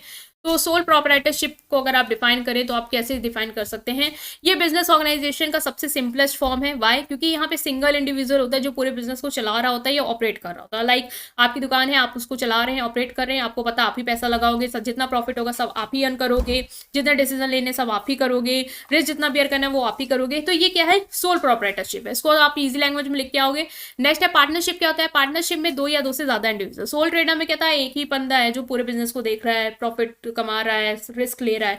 पार्टनरशिप में क्या है? जब आप दो या दो से ज्यादा लोग आ जाते हो, ठीक है, दो कम से कम दो या दो से ज्यादा लोग आ जाते हो और बिजनेस में साथ ऑपरेट करते हो, बिजनेस को चलाते हो, जितना प्रॉफिट है वो अकेले नहीं सब में शेयर करते हो, लॉस को सब में बांटते हो, मैनेज करते हो पूरी रिस्पॉन्सिबिलिटी इसको, जो भी पार्टनरशिप एग्रीमेंट में आपने तय की है कि इसकी ये रिस्पॉन्सिबिलिटी, उसकी वो रिस्पॉन्सिबिलिटी है, वो पार्टनरशिप है। लाइबिलिटी भाई यहाँ पे भी लिमिटेड है। ठीक है, लाइबिलिटी मतलब देखो पार्टनरशिप की अलग अलग टाइप होती है। एक लिमिटेड लाइबिलिटी पार्टनरशिप होती है, वहाँ पे लाइबिलिटी लिमिटेड है पार्टनर्स की। एक जनरल पार्टनरशिप होती है जहाँ पे पार्टनर्स की जो लाइबिलिटी है वो अनलिमिटेड है। मीन्स अगर आपका घर भी बिक रहा है, कर्जे को पूरा करने के लिए, बिजनेस के डेट को पूरा करने के लिए, वो आप करोगे, जैसे सोल ट्रेडर में होता है। उसका उसका जो भी लाइबिलिटी है वो अनलिमिटेड है, राइट। उसका अगर बिजनेस के पैसे नहीं पूरे कर पा रहे हैं उसके डेट को, तो फिर वो घर बेचे, अपनी प्रॉपर्टी बेचे, कुछ भी बेचे, उसको पूरा करना पड़ेगा, अपना जो भी पैसा है क्रेडिटर्स को देना होगा। ठीक है। कॉर्पोरेशन की बात की जाए तो कॉर्पोरेशन में इस कंपनी एक सेपरेट लीगल एंटिटी है, ओन बाय शेयर होल्डर। आपको पता है शेयर होल्डर, कंपनी में शेयर्स होते हैं, शेयर होल्डर उसको परचेज करते हैं, जो ओनर होते हैं, ठीक है, वो एक साथ एक कंपनी को चलाते हैं। ठीक है, कंपनी को चलाते कैसे हैं? मतलब कि अपने बिहाफ पे बोर्ड ऑफ डायरेक्टर को अपॉइंट करते हैं, वो पूरी कंपनी को मैनेज करता है। तो वही चीज आप लिख के आओगे। कॉर्पोरेशन सेपरेट लीगल एंटिटी है, own by shareholder, it has the ability to enter contract, contract में एंटर कर सकती है, कोई इस पे केस कर सकता है, ये किसी पे केस कर सकती है। ठीक है। बिजनेस इंडिपेंडेंट है, मतलब कि पार्टनरशिप में क्या होता है, अगर पार्टनर्स को कुछ हो गया तो बिजनेस भी खतरे में है। सोल ट्रेडर में सोल ट्रेडर की कल डेथ हो गई तो बिजनेस बंद। कॉर्पोरेशन में क्या है? इंडिपेंडेंट है, मतलब ओनर से। ये डिफरेंस है, क्योंकि वहां पे कंपनी के कितने भी शेयर होल्डर हैं, उनके साथ क्या हो रहा है, कुछ हो रहा है, उससे कंपनी नहीं बंद हो रही है। ठीक है, तो वो इंडिपेंडेंट है। Share holder board of director को सिलेक्ट करते हैं, जो उनके बिहाफ पे कंपनी के मैनेजमेंट को देखता है और डे टू डे ऑपरेशन या वर्किंग बिजनेस की संभालता है। कॉर्पोरेशन जो है वो लिमिटेड लाइबिलिटी प्रोवाइड करते हैं शेयर होल्डर को, मतलब जो कंपनी में शेयर होल्डर है उनकी लाइबिलिटी उतनी ही तक ही लिमिटेड है जितने तक उनका शेयर अनपेड है। ठीक है, जितना शेयर में पैसा देना है, अनपेड कैपिटल है, बस उतना ही पैसा उनको देना होगा अगर कंपनी डूबती है तो। अदरवाइज उनके पर्सनल एसेट से कोई छेड़छाड़ नहीं की जाएगी, जैसा कि आप पार्टनरशिप और सोल ट्रेडर में देखते हो। तो ये एक बेनिफिट है आपका कॉर्पोरेशन का। कॉपरेटिव सोसाइटी से पहले मैंने आपको बहुत डेप्थ में समझाया कॉपरेटिव सोसाइटी क्या है। वही चीज यहाँ लिख के आनी है कि वॉलंटरी एसोसिएशन है, जहां लोग आते हैं एक साथ इकोनॉमिक, सोशल और कल्चरल नीड और एस्पिरेशन को पूरा करने के लिए। डेमोक्रेटिकली मैंने बताया था 1 पर्सन 1 वोट वाला क्राइटेरिया यहाँ पे। ऐसा नहीं है कि जिसने ज्यादा पैसे लगाए उसका ज्यादा से होगा, नहीं, 1 पर्सन 1 वोट। और जो मेंबर्स होते हैं वो सब लोग आपस में रिसोर्सेज को पूल करते हैं, स्किल्स को पूल करते हैं, एफर्ट्स लगाते हैं, ताकि जो भी शेयर्ड गोल्स हैं उनको पूरा कर पाए। जिससे क्या होता है, वो अपनी लाइफ को इंप्रूव करना चाहते हैं, मीन्स वेलफेयर करना चाहते हैं, म्यूचुअली सबका फायदा हो पाए, इसलिए ये आते हैं। प्रॉफिट मोटिव नहीं है, वेलफेयर मोटिव होता है यहाँ पे। ठीक है, सबका डिसीजन मेकिंग में बराबर का हक है और सब लोग पैसा लगाते हैं, और जो भी बेनिफिट होता है वो सब लोग आपस में क्या करते हैं, बांटते हैं। तो ये था आपका कोऑपरेटिव सोसाइटी। जो क्वेश्चन था यहाँ पे आपका 4 कि several form of business organisation से रिलेटेड। नेक्स्ट था आपका कि कुछ नोट्स लिखने थे आपको सोल प्रोप्राइटरशिप और मल्टीनेशनल कॉर्पोरेशन पार्टनरशिप में। तो 1 बाय 1 देखेंगे। देखो मैंने सोल प्रोप्राइटरशिप अभी पहले बताया, फिर से बता रही हूँ कि सिंपल फॉर्म है बिजनेस ऑर्गेनाइजेशन में, सिंगल इंडिविजुअल बिजनेस को ओन करता है, चलाता है। ठीक है, यहाँ पे कंप्लीट कंट्रोल होता है डिसीजन मेकिंग में, सारा प्रॉफिट आप ही रखते हो। ठीक है, इजी सेटअप है, ज़्यादा पैसे की ज़रूरत नहीं है, ज़्यादा फॉर्मेलिटीज़ की ज़रूरत नहीं है, आराम से सेटअप कर सकते हो। डिसएडवांटेज यही है कि भाई लाइबिलिटी अनलिमिटेड है, अपना घर भी बेचना पड़ जाएगा डेट को पूरा करने के लिए करोगे, ठीक है। कैपिटल भी लिमिटेड है, जितना आपकी सेविंग है, जितनी आपकी उतना ही लगा सकते हो, उससे ज़्यादा लगा नहीं सकते हो। तो ये हो गया सोल प्रोप्राइटरशिप। नेक्स्ट पार्टनरशिप में यही क्या होगा कि यहाँ पे 2 या 2 से ज़्यादा इंडिविजुअल जब एक साथ आते हैं बिजनेस को ओन या ऑपरेट करने के लिए, वो है पार्टनरशिप। पार्टनरशिप में भी टर्म्स एंड कंडीशंस हैं जो भी आपने बनाई है प्रॉफिट को लेके, उसके या रिस्पॉन्सिबिलिटीज़ को लेके, या डिस्प्यूट कैसे सेटल होगा, उस कंडीशंस पे ही आप पार्टनरशिप बनाते हो, ठीक है। अलग अलग टाइप की पार्टनरशिप है। जनरल पार्टनरशिप जहाँ पे लाइबिलिटी सबकी अनलिमिटेड है, ठीक है। और अनलिमिटेड पार्टनरशिप जहाँ पे लाइबिलिटी जो है वो लिमिटेड है। तो इस तरह के इसी के एडवांटेज हैं कि कैपिटल ज़्यादा है as compare to sole trader, क्योंकि यहाँ पे ज़्यादा लोग आए हैं तो ज़्यादा लोग अपना रिसोर्सेज लगा रहे हैं। डिसीजन मेकिंग फ्लेक्सिबिलिटी, सब लोग आपस में एक साथ डिसीजन ले सकते हैं, इतना कंपनी की तरह नहीं है कि डिसीजन लेने के लिए टाइम लगेगा। आराम से जितने 2-3 पार्टनर है डिसीजन ले लिया। और टैक्स ट्रीटमेंट भी सिंप्लीफाइड है। मल्टीनेशनल कॉपरेशन था इसमें। Multinational corporation that is MNC, ये लार्ज कॉपरेशन है जो अपना बिजनेस अलग अलग कंट्रीज में रन करती है। मीन्स अपनी ही कंट्री में नहीं बल्कि मल्टीपल कंट्रीज में रन करती है, इसीलिए इनको कह रहे हैं मल्टी नेशनल, मतलब कि बहुत सारे नेशन में, मल्टी नेशन में ये क्या कर रही हैं, ऑपरेट हो रही हैं, ठीक है। मल्टीनेशनल इनका मतलब ग्लोबल प्रेजेंस कैसे हो सकता है, इनकी कोई ब्रांच कहीं हो, किसी कंट्री में हो, जैसे आप डोमिनोज देख रहे हो उसकी यहाँ ब्रांच है, हमारे इंडिया में है, फॉरेन में है, तो ये मल्टीनेशनल कंपनी है, ठीक है। अपनी सब्सिडरीज हो सकती हैं इसकी, मीन्स ये होल्डिंग कंपनी है कोई मेन कंपनी, उसकी अलग अलग सब्सिडरी है जिसपे उसका से है, जिसके अच्छे खासे शेयर वो होल्ड कर रही है। तो इस तरीके से मल्टीनेशनल कंपनी जो है वो ग्लोबल प्रेजेंस बनाती हैं अपनी, ठीक है। ये कॉपरेशन इंटरनेशनल ट्रेड में इंगेज करती है। Investment production of course international trade में इंगेज कर रही हैं, इन्वेस्टमेंट करती हैं, जिस भी कंट्री जाती हैं वहाँ पे पैसा लगाती हैं, प्रोडक्शन में इंगेज होती हैं, वहाँ के रिसोर्सेज को यूटिलाइज करती हैं और लोगों को भी एम्प्लॉयमेंट वगैरह देती हैं। ये सब चीज़ें आप लिख सकते हो।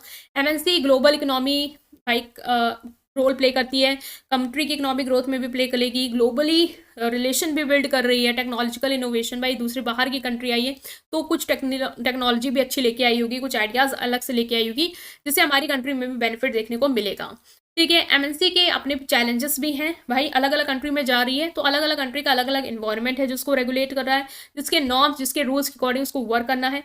कल्चरल डिफरेंस देखने को मिलते हैं, अपनी कंट्री में हो सकता है उसकी कंट्री में उसके प्रोडक्ट को लेके अलग ओपिनियन हो, लाइक मैकडी का बर्गर, जैसे कि जो बीफ मीट करके देते हैं वो लोग अपने फॉरेन कंट्री में, वो हमारे यहाँ नहीं चल पाएगा, तो कल्चरल डिफरेंस के हिसाब से फिर इनको अपना प्रोडक्ट चेंज करना पड़ेगा। तो ये सब चेंजेस, ये सब चैलेंजेस फेस करती है। पॉलिटिकल इंस्टेबिलिटी है भाई, कंट्री के दूसरे कंट्री के साथ जिसकी ब्रांच यहाँ पे रिलेशन खराब हो गए तो बंद तो करना पड़ेगा ना, अब यहाँ नहीं रन कर सकते। करेंसी फ्लक्चुएशन है, यहाँ की करेंसी वहाँ की करेंसी में डिफरेंस है तो उस हिसाब से इन्वेस्टमेंट वगैरह में भी दिक्कत आती है। तो ये सारी चीज़ें हैं, बट बेनिफिट है कि भाई नई मार्केट मिल रही है, टैलेंट पूल हो रहे हैं, नए लोग आ रहे हैं, कंट्री की भी इकोनॉमिक ग्रोथ में या ग्लोबल स्केल में भी एक्सपेंशन और ग्रोथ में रिजल्ट देखने को मिलता है, अपॉर्चुनिटीज देखने को मिलती हैं, फॉरेन कंट्री में जा रहे हैं, ग्रोथ कर रहे हैं, एक्सपैंड कर रहे हैं, ग्लोबल मार्केट में अपनी प्रेजेंस बना रहे हैं एज अ मल्टीनेशनल कंपनी। तो ये था आपका जो हमने यूनिट इसमें पढ़ा। नेक्स्ट क्वेश्चन देखते हैं यूनिट बाकी के और उसको कवर करते हैं। जो यूनिट 3 का क्वेश्चन है वो है 2 आपके, इसमें से आपको एक अटेम्प्ट करना होगा अपने पेपर में, अगर ये पेपर का पैटर्न है आपका। तो पहला है कि what is the best way to identify entrepreneurial opportunities, और दूसरा है what is the procedure of setting up an business enterprise, ठीक है। तो देखिए इसमें क्वेश्चन पेपर में आपके बारे में 2 बार एंटरप्रेन्योरियल अपॉर्चुनिटीज़ पूछा गया है। तो अगर जिसको ये कॉन्सेप्ट ही नहीं आता होगा कि एंटरप्रेन्योरियल अपॉर्चुनिटीज़ क्या है, तो वो बेस्ट वे भी नहीं बता पाएगा कि कैसे आप आइडेंटिफाई करोगे, ठीक है। तो इस कॉन्सेप्ट को समझ लेना, हो सकता है आपके में आए और आप वहाँ कंफ्यूज ना हो। दूसरा है कि एक बिजनेस एंटरप्राइज को सेटअप करने के लिए क्या प्रोसेस होगा, क्या प्रोसीजर कर सकते हो, वो हम डिस्कस कर रहे हैं, ठीक है। तो स्टार्ट कर रहे हैं आंसर्स के साथ, तो उसको देखते हैं। ओके, सो नाउ गाइस यहाँ पे आंसर 6 है आइडेंटिफाइंग एंटरप्रेन्योरियल अपॉर्चुनिटीज। ये देखो क्रूशियल स्टेप है स्टार्टिंग एंटरप्रेन्योर अपॉर्चुनिटीज। मैंने इससे पहले क्या बताया कि जो भी एंटरप्रेन्योर है, ठीक है, उसके सामने जो भी अपॉर्चुनिटीज़ हैं, ठीक है, जो भी जैसे मार्केट में कोई फैशन बदला, उसको लग रहा है कि ये अपॉर्चुनिटी है उसके लिए, मतलब इससे वो फ़ायदा उठा सकता है, उस डिमांड को पूरा करके वो पैसे बना सकता है, वो अपने बिजनेस की रीच को बढ़ा सकता है, तो वो उसके लिए क्या है, अपॉर्चुनिटी है। अपॉर्चुनिटी इन द सेंस कि वो उस सर्कमस्टांसेस, उस सिचुएशन से अपना फ़ायदा कर सकता है, ठीक है। जो भी फेवरेबल सिचुएशन सर्कमस्टांसेस हैं वो क्या है, आपके लिए अपॉर्चुनिटी है। एंटरप्रेन्योर के लिए वही अपॉर्चुनिटीज़ क्या कहेंगे, एंटरप्रेन्योरियल अपॉर्चुनिटी। ठीक है, तो कुछ इफेक्टिव वे हैं इन अपॉर्चुनिटीज़ को आइडेंटिफाई करने के लिए। पहला है कैसे आइडेंटिफाई करोगे कि आपके लिए अपॉर्चुनिटीज़ हैं या नहीं। पहला है मार्केट रिसर्च कर सकते हो, मार्केट में जाओ, रिसर्च करो, देखो क्या चीज़ है जो कमी है, कौन सी ऐसी डिमांड है जो कस्टमर की पूरी कोई नहीं कर पा रहा है, कौन से ट्रेंड्स हैं जो आ रहे हैं जिसके रिगार्डिंग अपना कोई नया प्रोडक्ट लॉन्च कर सकते हैं, कस्टमर की क्या प्रेफरेंस है, उनका क्या बिहेवियर, उनकी क्या दिक्कतें हैं, उसको अंडरस्टैंड करो। ठीक है, जहाँ पे आप इनोवेशन या इंप्रूवमेंट ला सकते हो। जब इस तरह स्टडी करोगे कंपटीशन को, कंज्यूमर की डिमांड को, या फिर ऐसी चीज़ों को जहाँ पे किसी ने अभी तक काम नहीं किया है, अनपोटेंशियल है, मतलब अनकवर पोटेंशियल है, मतलब कि अभी तक ऐसा पोटेंशियल एरिया जो अभी तक किसी ने कवर नहीं किया है, तो आप पता लगा पाओगे कि किस चीज़ में आपको वर्क करना है, किस डायरेक्शन में, या किस चीज़ से आप अपॉर्चुनिटी निकाल सकते हो। तो यही है कि पहला है मार्केट रिसर्च करो, पता लगाओ कि क्या गैप है, वो एक एंटरप्रेन्योर के लिए अपॉर्चुनिटी बन सकती है। नेक्स्ट है ये आप डायग्राम बना के आ सकते हो, क्योंकि प्रेजेंटेशन इज़ द की। ठीक है, जितना अच्छा प्रेजेंट करोगे उतना अच्छा। अब ये सर्कल तो आप नहीं बना पाओगे, बट इस तरीके से सिंपल बना के आ सकते हो। एक एक पॉइंट को फिर फर्दर एक्सप्लेन कर देना। ठीक है, तो हम देख रहे हैं नेक्स्ट पॉइंट है प्रॉब्लम सॉल्विंग अप्रोच। कि प्रॉब्लम और चैलेंजेस, जैसे मान लो आप मार्केट में गए, आपने देखा कि इंडिविजुअल्स और बिजनेस या कम्युनिटीज़ कौन से चैलेंज फेस कर रहे हैं। लाइक उन्होंने बताया आपको कि तो मार्केट में बैग्स आ रहे हैं, ठीक है, उनमें चेन्स वगैरह थोड़ी हमें इम्प्रूवमेंट में चाहिए, ऐसा आ रही है, क्वालिटी बेकार है, कोई इतना अच्छा दे नहीं रहा है। तो देखो भाई प्रॉब्लम क्या है, चैलेंजेस क्या है, फिर आप सोचो कि आप कैसे उस प्रॉब्लम को सॉल्व कर सकते हो। क्योंकि जब आप उस तरीके से उस प्रॉब्लम को सॉल्व कर लोगे तो वो आपके लिए अपॉर्चुनिटी है, आप उससे फ़ायदा निकाल सकते हो, लोग आपकी चीज़ों को परचेस करेंगे, आप मार्केट में छा सकते हो। तो प्रॉब्लम देखो, जो भी अनफुलफिल्ड नीड्स हैं, गैप्स है, प्रोडक्ट कोई प्रोडक्ट है उसमें क्या गैप है, क्या ऐसी चीज़ है जो कोई नहीं दे पा रहा उस प्रोडक्ट में, वो चीज़ अंडरस्टैंड कर सकते हो। उस प्रॉब्लम सॉल्विंग टेक्निक से भी आप अपॉर्चुनिटी को आइडेंटिफाई कर सकते हो। Industry trends and shift, industry और ट्रेंड, इंडस्ट्री में क्या ट्रेंड चल रहा है, मार्केट में क्या ट्रेंड चल रहा है, उसको देखते रहो। क्या क्या चेंजेस आ रहे हैं, क्या क्या लोग मार्केट में सर्व कर रहे हैं या क्या नहीं सर्व कर पा रहे हैं, जिससे आप फ़ायदा उठा सकते हो। कंज्यूमर की प्रेफरेंस में क्या चेंज आ रहा है, डेमोग्राफिक शिफ्ट कैसी हैं, ठीक है, ग्लोबलाइजेशन, पूरे ग्लोबल मार्केट में कैसा ट्रेंड है फैशन को लेके जो आप चेंज कर सकते हो या आप पूरा कर सकते हो। इन्फॉर्म्ड रहो, मार्केट के ट्रेंड्स को स्टडी करते रहो, शिफ्ट्स को स्टडी करते रहो। इससे भी आपको काफ़ी आइडिया मिलेगा कि किस डायरेक्शन में आप वर्क कर सकते हो, किस गैप को फुलफिल कर सकते हो और किस अपॉर्चुनिटी से अपना फ़ायदा निकाल सकते हो। पर्सनल पैशन एंड एक्सपर्टीज़, मतलब कि जो भी पर्सनल पैशन है उनसे रिलेटेड एरिया आइडेंटिफाई करो। आपको किस चीज़ में इंटरेस्ट है, आपकी किस चीज़ में एक्सपर्टीज़ है, ठीक है, जहाँ पे आप अपॉर्चुनिटी पा सकते हो। ठीक है, entrepreneur who pursue venture related to their passion, जो भी एंटरप्रेन्योर ऐसे वेंचर्स को परफॉर्म करते हैं जो उनके पैशन से रिलेटेड है, जिसमें वो एक्सपर्ट हैं, ठीक है, तो भाई मोटिवेटेड रहेंगे, कमिटेड रहेंगे, ऐसा नहीं है कि वो बिजनेस को छोड़ेंगे। तो जहाँ पे आपकी हॉबी है, पर्सनल स्किल इन्वॉल्व है, वहाँ के एरिया को आइडेंटिफाई करो कि वहाँ पे कोई ऐसी चीज़ है जिसमें आप काम कर सकते हो, जिसकी अपॉर्चुनिटी को ले सकते हो फ़ायदा। तो वो भी एक मेथड है आइडेंटिफाई करने का कि पर्सनल पैशन और एक्सपर्टीज़ वाले एरिया में आइडेंटिफाई करो अपॉर्चुनिटी को। नेटवर्किंग कोलैबोरेशन, पेयर्स के साथ जो आपके मेंटोर्स हैं, इंडस्ट्रीज के एक्सपर्ट हैं, उनसे बातचीत करो, उनसे आइडियाज़ लो, फीडबैक लो। इससे भी आपको अपॉर्चुनिटीज़ का पता चल जाएगा। मान लो कोई ऐसा फीडबैक दे रहे हैं जिससे आपको लगता है हाँ इस पे काम किया जा सकता है, then that can be opportunity for you. So ये एक तरीके हैं किस तरीके से आप आइडेंटिफाई कर सकते हो। तो market research, problem solving, industry trends and सिर्फ personal passion and expertise and networking and collaboration. और जब आप इस तरीके की अपॉर्चुनिटीज़ को ऐसे आइडेंटिफाई करते हो इन मेथड को यूज़ करके और फ़ायदा उठा पाते हो, तो आप सक्सेसफुल बिजनेस वेंचर तैयार कर सकते हो जो पूरे डिमांड को, जो अनमेट डिमांड को पूरा करता हुआ रहेगा और जो ग्रोथ और डेवलपमेंट की तरफ मूव कर रहा होगा। ठीक है, नेक्स्ट जो क्वेश्चन था वो था कि बिजनेस एंटरप्राइज को सेटअप करने के लिए कौन कौन से स्टेप्स हैं जो हमें फॉलो करना है या क्या प्रोसीजर होगा। तो पहला है कि आइडिया आना चाहिए भाई, बिजनेस को सेटअप करना तो उससे रिलेटेड आइडिया तो आएगा ना, क्या बिजनेस सेटअप करना है। तो स्टार्ट करो कि क्या बिजनेस कर सकते हैं। हो सकता है वो आपके इंटरेस्ट पे डिपेंड करे कि मुझे कुकिंग में इंटरेस्ट है तो मैं कैफे डाल सकता हूँ, या स्किल आपके पास कोई है, पेंटिंग है तो आप कोई खोल सकते हैं पेंटिंग,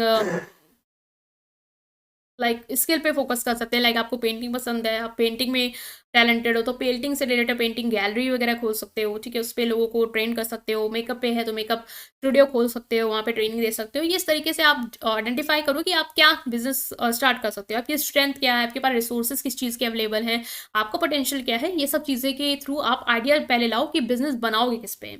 नेक्स्ट है मार्केट की रिसर्च करो। आपने जैसे मान लो कोई आइडिया ले आया आपकी, चलो मार्केट में मैंने सोचा मेकअप स्टूडियो ओपन करना है और मेकअप क्लासेस भी दे सकते हैं और उसके साथ ही साथ काफ़ी पैसा है और सर्विस देंगे वगैरह वगैरह।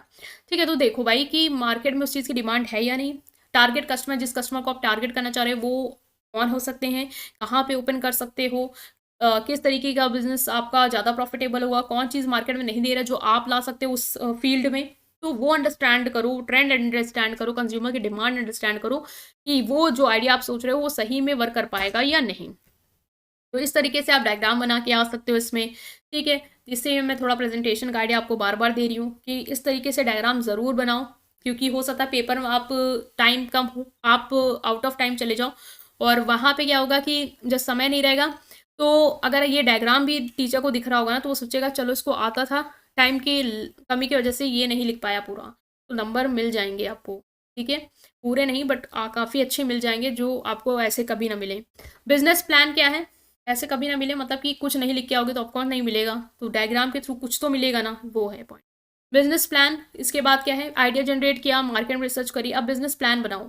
ठीक है, मार्केट में रिसर्च करी, समझ गए क्या है क्या नहीं है, अब डिटेल प्लान बनाओ कि क्या आप टारगेट आपका क्या है। ठीक है, मार्केट कौन सी है, कहाँ पे खोलोगे, क्या ऑब्जेक्टिव है, क्या अचीव करना है, स्ट्रैटेजी क्या ला सकते हो, और पैसा कितना लगेगा, उसके बारे में कहाँ से अरेंजमेंट होगा, ये सब चीज़ें आप अंडरस्टैंड करो। फाइनेंशियल प्रोजेक्शन बनाओ, प्लानिंग वाला आप सेक्शन स्टार्ट कर दो। फिर लीगल स्ट्रक्चर कि किस फर्म को आप परस्यू करना चाह रहे हो, मतलब अकेले ओपन करना है या पार्टनरशिप के साथ करना है या ऐसा कंपनी रन करना है, वो सारे स्ट्रक्चर को डिफाइन करो। और स्ट्रक्चर डिफाइन कैसे करोगे, सोचोगे कैसे कि अकेले करें या कैसे करें, देख लो पैसा ज़्यादा लग रहा है तो पार्टनरशिप कर लो। ठीक है, लाइबिलिटी आपको लग रहा है कि यार नहीं सब अनलिमिटेड हो जाएगी तो कंपनी की फॉर्म भी कर सकते हो, तो वो आप लीगल स्ट्रक्चर डिफाइन करोगे। नेक्स्ट है अपने बिजनेस को रजिस्टर करो। आपने एक बार सोच लिया सोल ट्रेडर करना है, फिर अपने बिजनेस को रजिस्टर कराना होगा, अगर वो रजिस्टर हो रहा है तो। जैसे पार्टनरशिप है तो रजिस्ट्रेशन ज़रूरी है, कंपनी है रजिस्ट्रेशन ज़रूरी है, तो जो भी अप्रोप्रिएट गवर्नमेंट अथॉरिटी है उससे लाइसेंस लो उस चीज़ को ऑपरेट करने का। फूडिंग बिजनेस में जाना है तो फूड लाइसेंस वगैरह लोगे। ठीक है, रजिस्टर कराओगे लोकल स्टेट और फेडरल एजेंसीज के साथ। फिर टैक्स रजिस्ट्रेशन करा सकते हो आप। टैक्स रजिस्ट्रेशन मतलब टैक्स आइडेंटिफिकेशन नंबर ले लो, क्योंकि टैक्स पर्पस के लिए आपको करना पड़ेगा, आपको टैक्स देने होंगे, वो ले लो। फिर फाइनेंसिंग, आप जैसे बिजनेस को रजिस्टर करा लिया, टैक्स रजिस्ट्रेशन हो गया, अब फाइनेंसिंग, अब पैसे कहाँ से, फाइनेंशियल रिक्वायरमेंट बिजनेस को स्टार्ट करने की, उसको ऑपरेट करने के लिए कहाँ से पूरी होगी। ठीक है, एक आउटलेट खोलना है तो वहाँ से उसका पैसा कैसे आएगा, मतलब पैसा को कैसे उसको आउटलेट को डाल सकते हो, या उसको रन करने के लिए पैसा कहाँ से आएगा, पर्सनल सेविंग लोन वगैरह ये सब चीज़ें शुरू करो कि कैसे आप फाइनेंस अरेंज करोगे। सेटअप ऑपरेशन मतलब कि नाउ आपने ऑफिस या जो भी आउटलेट है वो डाल दिया, उसको आउट सेटअप कर दिया प्रॉपर्ली, फाइनेंस वाइनेंस अरेंज करके एम्प्लॉयज़ को हायर कर लिया जिसकी आपको ज़रूरत थी, और स्टार्ट करा अपना सप्लायर्स के साथ रिलेशनशिप वगैरह स्टैब्लिश कर लिया। मार्केटिंग एंड लॉन्च मतलब कि मार्केटिंग प्लान बनाओ कि कैसे बिजनेस को प्रमोट करना है। एक बार बिजनेस आ गया है, अब बिजनेस को कैसे प्रमोट करना है, कस्टमर को कैसे अट्रैक्ट करना है, कैसे अपने बिजनेस को एडवर्टीज करना है सोशल मीडिया के थ्रू, जो भी है वो आइडेंटिफाई करो। लास्ट जब आपका लोग जानने लगे हैं आपको, मार्केट में आप लॉन्च हो गए, प्रोडक्ट लॉन्च कर दिया, लोगों को इकट्ठा कर रहे हो, अट्रैक्ट कर रहे हो, नाउ अब मॉनिटर करते जाओ कि बिजनेस कैसा परफॉर्म कर रहा है, फीडबैक लो कस्टमर से कि वो खुश है या नहीं है, या मार्केट डिमांड्स को पूरा कर पा रहे हो नहीं कर पा रहे हो। कॉम्पिटेटिव रहना है, कॉम्पिटिशन में बरकरार रहना है। फाइनेंशियल बिजनेस प्लानिंग वगैरह रेगुलर चेक करते रहना है कि सही से जा रही है या नहीं जा रही है, ताकि ताकि ग्रोथ कर पाओ और सस्टेन कर पाओ, ताकि आप कस्टमर की रिक्वायरमेंट को पूरा कर पाओ, और ऐसा ना हो कि मार्केट से आउट हो जाओ जस्ट बिकॉज आप मॉनिटर वगैरह नहीं कर रहे थे इसलिए। ठीक है, तो ये था आपका यूनिट इसका, तो इसको आप पॉइंट्स में लिख के आ सकते हो, डायग्राम बना सकते हो कि की आइडिया जनरेट करना है, market research, business plan, legal structure, registered business, tax registration, tax registration चाहो तो हटा दो। ठीक है, financing, setup operation, marketing and launch. ठीक है, ये हो गया लास्ट, मॉनिटर एंड अडॉप्ट। तो ये था आपका यूनिट। इस यूनिट से नेक्स्ट हम मूव कर रहे हैं, नेक्स्ट यूनिट में कौन से 2 क्वेश्चन है जिसमें से आपको एक करना है, और ये लास्ट होगा गाइस, सो पेशेंस रखें और क्वेश्चन को ज़रूर देख के जाएं, वरना कोई भी ऐसा इंपॉर्टेंट आ गया और अभी बीच में छोड़ दी वीडियो तो लग गया आपका काम। ठीक है, तो यूनिट 4 में देखेंगे अब हम। तो 2 क्वेश्चन है कि what is business combination, what are its cost, and also explains why do we need business combination. Business combination क्या है, क्यों होता है, कैसे होगा, बिजनेस कंबाइन कैसे करेगा, और हमें क्यों बिजनेस कॉम्बिनेशन की ज़रूरत है। नेक्स्ट है गवर्नमेंट कैसे बिजनेस, गवर्नमेंट का इन्फ्लुएंस। ठीक है, गवर्नमेंट का जो इन्फ्लुएंस है वो बिजनेस को कैसे अफेक्ट करता है, एग्जाम्पल के साथ आपको एक्सप्लेन करना है। तो चलिए आंसर देखते हैं। ओके गाइस, सो क्वेश्चन 8 था आपका, बिजनेस कॉम्बिनेशन क्या होता है। So business combination refers to the process where two और मोर इंडिपेंडेंट बिजनेस मर्ज और combine their operation to form a single entity. Means यहाँ पे दो या दो से ज्यादा बिजनेस, इंडिपेंडेंट बिजनेस मतलब अलग अलग ही बिजनेस है, ठीक है। आपकी अलग कंपनी की दुकान, आपकी अलग कपड़े की दुकान है, एक कपड़े वाली दुकान, बी की अलग कपड़े की दुकान है, दोनों अलग अलग अपना रन कर रहे थे। अब क्या हुआ, आप एक साथ मर्ज करना चाहते हो, कंबाइन करना चाहते हो, ताकि आप ए बी कपड़े की दुकान खोल लो। तो ये क्या है, बिजनेस कॉम्बिनेशन है, जहां बिजनेस आपस में क्या कर रहे हैं, कंबाइन कर रहे हैं, मर्ज कर रहे हैं। तो मर्ज कर सकते हैं, या आपके पास ज्यादा पैसे हैं, आप उसको खरीद सकते हो और अपने में जोड़ सकते हो, जॉइंट वेंचर बना सकते हो, एक साथ ही एक बिजनेस स्टार्ट कर सकते हो कंबाइन करके, तो वो है। ठीक है, बिजनेस कॉम्बिनेशन क्या करता है, सिनर्जीज क्रिएट करता है, मींस कोलैबोरेशन लाता है, दो एक से भले दो दो लोग ज्यादा रिजल्ट ला पाएंगे, ऐसा बिजनेस कॉम्बिनेशन क्रिएट करने की कोशिश करता है। कॉम्पिटिवनेस इनहेंस करता है। ऑफ कोर्स कॉम्पिटिशन मार्केट में जैसे दो बिजनेस थे, दोनों लोग आपस में कॉम्पिटिट कर रहे थे, अब दोनों जब एक साथ आए हैं, ज्यादा रिसोर्स लगाएंगे, ज्यादा टेक्नोलॉजी ला पाएंगे इन्वेस्ट करके, तो कंपटीशन अच्छा दे पाएंगे मार्केट में, और स्ट्रैटेजिक ऑब्जेक्टिव जो है वो अचीव कर पाएंगे, जो वो अकेले हो सकता ना कर पा रहे हो, ठीक है, जो अकेले नहीं कर पा रहे होते। तो क्या क्या रीजन है बिजनेस कॉम्बिनेशन का, पहला है स्ट्रैटेजिक एक्सपेंशन। बिजनेस हो सकता है, चाहता है, बिजनेस में seek to expand their market presence, business चाहते हैं कि अपनी मार्केट प्रेजेंस को बढ़ाएं, जोग्राफिक रीच को बढ़ाएं, प्रोडक्ट और सर्विस ऑफरिंग को बढ़ाएं, तो वो कंबाइन करते हैं। ठीक है, कंबाइन कर लिया तो आप उस लाइन में एंटर कर गए जिस लाइन में वो बेच रहा था, उस कस्टमर को आप ग्रैब कर सकते हो जो उसके कस्टमर थे, आपकी मार्केट बढ़ गई, डिस्ट्रीब्यूशन चैनल बढ़ गया। तो ये हो गया कि एक्सपेंशन, स्ट्रैटेजिक एक्सपेंशन के लिए लोग क्या करते हैं, कंबाइन करते हैं। तो रीजन इस तरीके से भी लिख के आ सकते हो, ठीक है, चार्ट देख लो।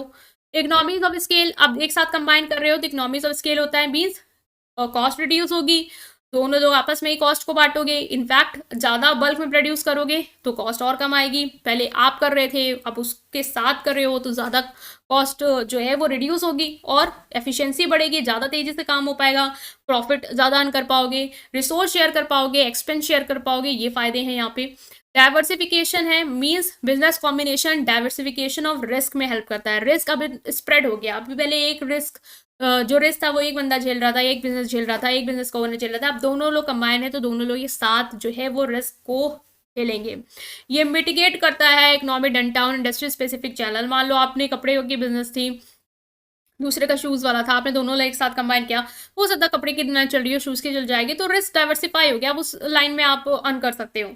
तो ये है कि इसमें आपको फायदा है। एक्सेस टू रिसोर्स, वो अपने रिसोर्स लेके आएगा, अपने लोग लेके आएगा, अपनी टेक्नोलॉजी लेके आएगा, अपना टैलेंट लेके आएगा जो आपके अंदर नहीं है मान लो, तो फिर वो भी आपको मिल जाएगा कंबाइन करके, ये फायदा है। synergies है, synergies are the benefit that arise from the combination of complementary resource है, ये बेनिफिट्स होते हैं जो कॉम्प्लीमेंट्री रिसोर्स है, मीन्स जब आप एक साथ कंबाइन कर रहे हो, एक दूसरे के साथ रिसोर्सेज को शेयर कर रहे हो, कैपेबिलिटीज को शेयर कर रहे हो, ऑपरेशंस को मर्ज कर रहे हो, तो इसमें क्या होगा कि एक से भले दो, रेवेन्यू बढ़ रही है, कॉस्ट सेव हो रही है, अच्छे से एफिशिएंसी के साथ काम चल रहा है, प्रोडक्टिविटी बढ़ रही है, मार्केट पावर इन्हांस हो रही है, मीन्स आप मार्केट में ज़्यादा से ज़्यादा कंपटीशन दे पा रहे लोगों को, मार्केट में आपकी अच्छी प्रेजेंस हो पा रही है, भाई ज़्यादा पैसा लगा रहे हो, अच्छी एडवर्टीजिंग करा रहे हो, ठीक है, लोग आपकी बिजनेस को जान रहे हैं, रीच कर रहे हैं, आप कस्टमर को प्रॉपरली सेटिस्फाई कर पा रहे हो जो अकेले नहीं कर पा रहे थे, तो अब बेटर रिजल्ट आ रहा है दोनों के साथ। तो बिजनेस कॉम्बिनेशन जो है वो एसेंशियल है। अब जैसे इंपॉर्टेंट क्यों कर रहे हैं, ठीक है, कॉजेस क्या हैं और क्यों कर रहे हैं, भाई एसेंशियल है, अगर आप ग्रोथ चाहते हो, इनोवेशन चाहते हो, जैसे आप वो मान लो अपने बिजनेस में थे, आप कुछ इनोवेटिव नहीं कर पा रहे, तो आप इतना टैलेंट नहीं था क्रिएटिव सोच पाओ, जिसके साथ मर्ज किया उसके पास उस तरीके का टैलेंट है, वो अपना इनोवेशन आपके साथ शेयर कर रहा है, आप दोनों मिलके बेटर चीज प्रोडक्ट लॉन्च कर पा रहे हो, अच्छा खासा कंपटीशन दे पा रहे हो, उससे आपकी ग्रोथ बढ़ेगी, ठीक है। अपॉर्चुनिटीज जो है उसमें आप फायदा लगा सकते हो, फायदा उठा सकते हो, कैपिटल ज्यादा चाहिए उस अपॉर्चुनिटी को ग्रैब करने, आप दोनों लोग मिला के उस अपॉर्चुनिटी को ले सकते हो, चैलेंजेस ओवरकम कर सकते हो, शेयर होल्डर की वैल्यू क्रिएट कर सकते हो, create value for share holder, भाई शेयर होल्डर जो है जिन्होंने आपकी कंपनी में पैसा लगाया है, अच्छा परफॉर्म कर रहे हो एज अ कंपनी मर्ज करके, तो शेयर होल्डर को तो वैल्यू दे रहे हो, कस्टमर को भी अच्छी क्वालिटी ऑफ गुड्स दे पा रहे हो, आप स्टेक होल्डर्स जो इन्वेस्टर्स हैं, जो सप्लायर्स, उनको सेटिस्फाई कर पा रहे हो।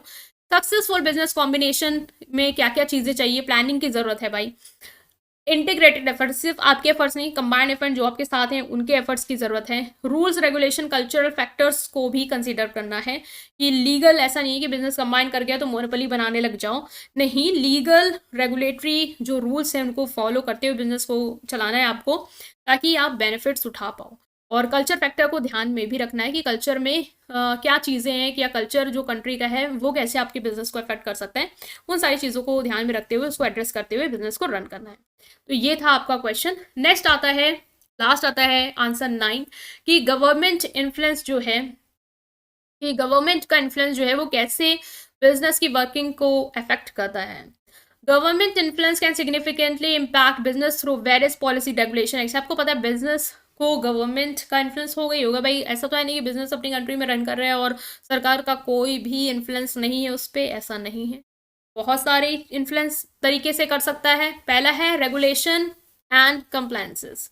Government enact laws and regulation to ensure fair competition, protect. जैसे आप देखो एग्जांपल समझो, गवर्नमेंट कैसे इन्फ्लुएंस करा, अभी जीएसटी आया, जो आया जीएसटी, ठीक है, पूरा बिजनेस का मतलब चेंज हो गया ना, पूरे बिजनेस में असर आया कि नहीं आया, अब जीएसटी लगेगी, अब जीएसटी लगी 8% 10% ये वो, अब पूरा गवर्नमेंट का नया रूल आया कि अब गुड एंड सर्विस टैक्स को लेके ये टैक्स पॉलिसी अपनाएंगे, सारे बिजनेस में असर देखा, ठीक है। तो गवर्नमेंट का जो इन्फ्लुएंस था उसने असर डाला बिजनेस पे। तो वही है कि गवर्नमेंट जो भी लॉज बनाती है, रेगुलेशन बनाती है, वो इसीलिए बना रही है कि भाई कंज्यूमर को प्रोटेक्ट करना चाहती है, जैसे कंज्यूमर प्रोटेक्शन एक्ट आई वो कि कंज्यूमर को प्रोटेक्ट करना है, ठीक है। तो कोई भी कंज्यूमर जाता है और उस कंज्यूमर प्रोटेक्शन में जाके कहता है कि मुझे चाहिए प्रोटेक्शन, ठीक है, मेरे साथ गलत हुआ है, तो भाई उसकी मदद की जाएगी, आपके अगेंस्ट लीगल एक्शन लिए जाएंगे एज अ बिजनेस। तो उसको इंश्योर करने के लिए, फेयर कंपटीशन इंश्योर करने के लिए कि आप मोनोपोली ना बना लो, एक्सप्लॉटेशन ना शुरू कर दो, ये सब देखने के लिए, इन्वायरमेंट को सेफ गार्ड करने के लिए कि आप इन्वायरमेंट ना पॉल्यूट करने लग जाओ, सोशल स्टेबिलिटी मेंटेन करने के लिए गवर्नमेंट लॉज रेगुलेशन बनाती है। जैसे कि फूड इंडस्ट्री में देखो, गवर्नमेंट स्ट्रिक्ट रेगुलेशन लगाती है फूड सेफ्टी स्टैंडर्ड पे, ये लेबल की रिक्वायरमेंट है, एडवर्टाइजिंग प्रैक्टिसेस टू प्रोटेक्ट, और एडवर्टाइज भी करती है कि आप लोग अपनी हेल्थ का इस तरीके से ध्यान रखें, इस तरीके की चीज़ों को ना कंज्यूम करें, ठीक है, कंज्यूम करने से पहले एक्सपायरी डेट देखें, ये वगैरह वगैरह ये बिजनेस करती है। तो बिजनेस इस तरीके से इन सारे एक्शंस के थ्रू बिजनेस, सॉरी गवर्नमेंट ये सारी चीज़ें करती है, तो गवर्नमेंट इन सारी चीज़ों के थ्रू बिजनेस पे असर डाल रही होती है। बिजनेस को जो भी रूल्स एंड रेगुलेशन गवर्नमेंट ने बनाए हैं उसको फॉलो करने होते हैं, चाहे वो क्वालिटी कंट्रोल मेजर से रिलेटेड हो, इंस्पेक्शन से मेजर से रिलेटेड हो, लेबलिंग गाइडलाइन से रिलेटेड हो, हर बिजनेस को जो भी रूल्स एंड रेगुलेशन गवर्नमेंट ने बनाए हैं उसको फॉलो करके ही अपना बिजनेस चलाना होता है। नहीं करेंगे तो क्या होगा, फाइन्स दो, पेनल्टीज दो, बिजनेस ही बंद कर देंगे गवर्नमेंट आपका। तो ये सब चीज़ें देखने को मिलेंगी। तो इस तरीके से इन्फ्लुएंस है, तो पॉइंट लिख सकते हो, हम एक एक करके कर रहे हैं और एग्जाम्पल ले रहे हैं इसलिए बड़ा है, इसलिए हमने सिर्फ 4 पॉइंट को एक्सप्लेन किया है। टैक्सेशन के थ्रू आपको पता है सरकार टैक्स लेती है, तो बिजनेस पे असर आएगा कि नहीं आएगा। तो गवर्नमेंट टैक्स पॉलिसी बिजनेस के डिसीजन जो है, इन्वेस्टमेंट, ऑपरेशन, फाइनेंशियल मैनेजमेंट, उसमें असर डालती है। भाई गवर्नमेंट ज़्यादा टैक्स लगाया तो अब बिजनेस ज़्यादा इन्वेस्टमेंट करने से पहले सोचेगी, फाइनेंस को मैनेज करने का पूरा तरीका निकालेगी, आप कैसे इतना टैक्स में जाना है, तो अब बताओ कैसे मैनेज करें। तो अगर टैक्स रेट को चेंज कर दिया, उस पर डिडक्शन कर दिया, या क्रेडिट में भी कोई चेंज ले आई, ठीक है, ये सारी चीज़ें बिजनेस की प्रॉफिटेबिलिटी, कैश फ्लो, पूरी परफॉर्मेंस को अफेक्ट करती हैं। जैसे मान लो गवर्नमेंट ने कंपनी पे जो टैक्स रेट है उसको रिड्यूस कर दिया, अब भाई पैसा बचा बिजनेस के पास, बिजनेस क्या करेगा, इन्वेस्ट करेगा, एक्सपैंड करेगा, ठीक है। While increase in personal income tax में रिड्यूस, बट अगर उसने कंज्यूमर्स के जो पर्सनल इनकम टैक्स है वो बढ़ा दिया, तो कंज्यूमर तो स्पेंड करने से पहले सोचेगा ना, गुड्स और सर्विसेज पे उसके ऊपर टैक्स ज़्यादा है। तो इस तरीके से सरकार कंज्यूमर पे असर डाल के बिजनेस पे इनडायरेक्ट असर जरूर डालेगी, या डायरेक्ट बिजनेस के ऊपर टैक्स रिड्यूस करके या बढ़ा के बिजनेस की परफॉर्मेंस पे असर डालेगी, ठीक है। बिजनेस को उसी हिसाब से अपनी टैक्स पॉलिसीज प्लान करनी पड़ती है, डिडक्शन प्लान करने पड़ते हैं, ताकि वो बिजनेस अपना रन कर पाए प्रॉपरली। नेक्स्ट है इकोनॉमिक पॉलिसीज। गवर्नमेंट की जो इकोनॉमिक पॉलिसीज हैं, चाहे वो मॉनेटरी पॉलिसी हो, फिजिकल पॉलिसीज हो, ये सब इन्फ्लुएंस करती हैं चीज़ों को, मैक्रो इकोनॉमिक कंडीशन को इन्फ्लुएंस करती है, मतलब महंगाई, गवर्नमेंट की जो मॉनेटरी पॉलिसी है उसकी वजह से महंगाई कितनी आगे गई, कितना इन्फ्लेशन हुआ, इंटरेस्ट रेट पे क्या असर आ रहा है, अनएम्प्लॉयमेंट, ये सारी चीज़ें अफेक्ट करेंगी, बिजनेस को कैसे अफेक्ट करेंगे, अब देखो। सेंट्रल बैंक में adjust interest rate to control inflation. Central bank जो है वो इंटरेस्ट रेट को क्या करता है, कंट्रोल एडजस्ट करता है ताकि इन्फ्लेशन को कंट्रोल कर पाए। मान लो महंगाई बहुत ज़्यादा जा रही है, तो बहुत बढ़ रही है महंगाई, ठीक है, तो वो इंटरेस्ट रेट को कम करेगा ताकि लोग लोन ले पाएँ, बोरो कर पाएँ, पैसा उनके पास बचे।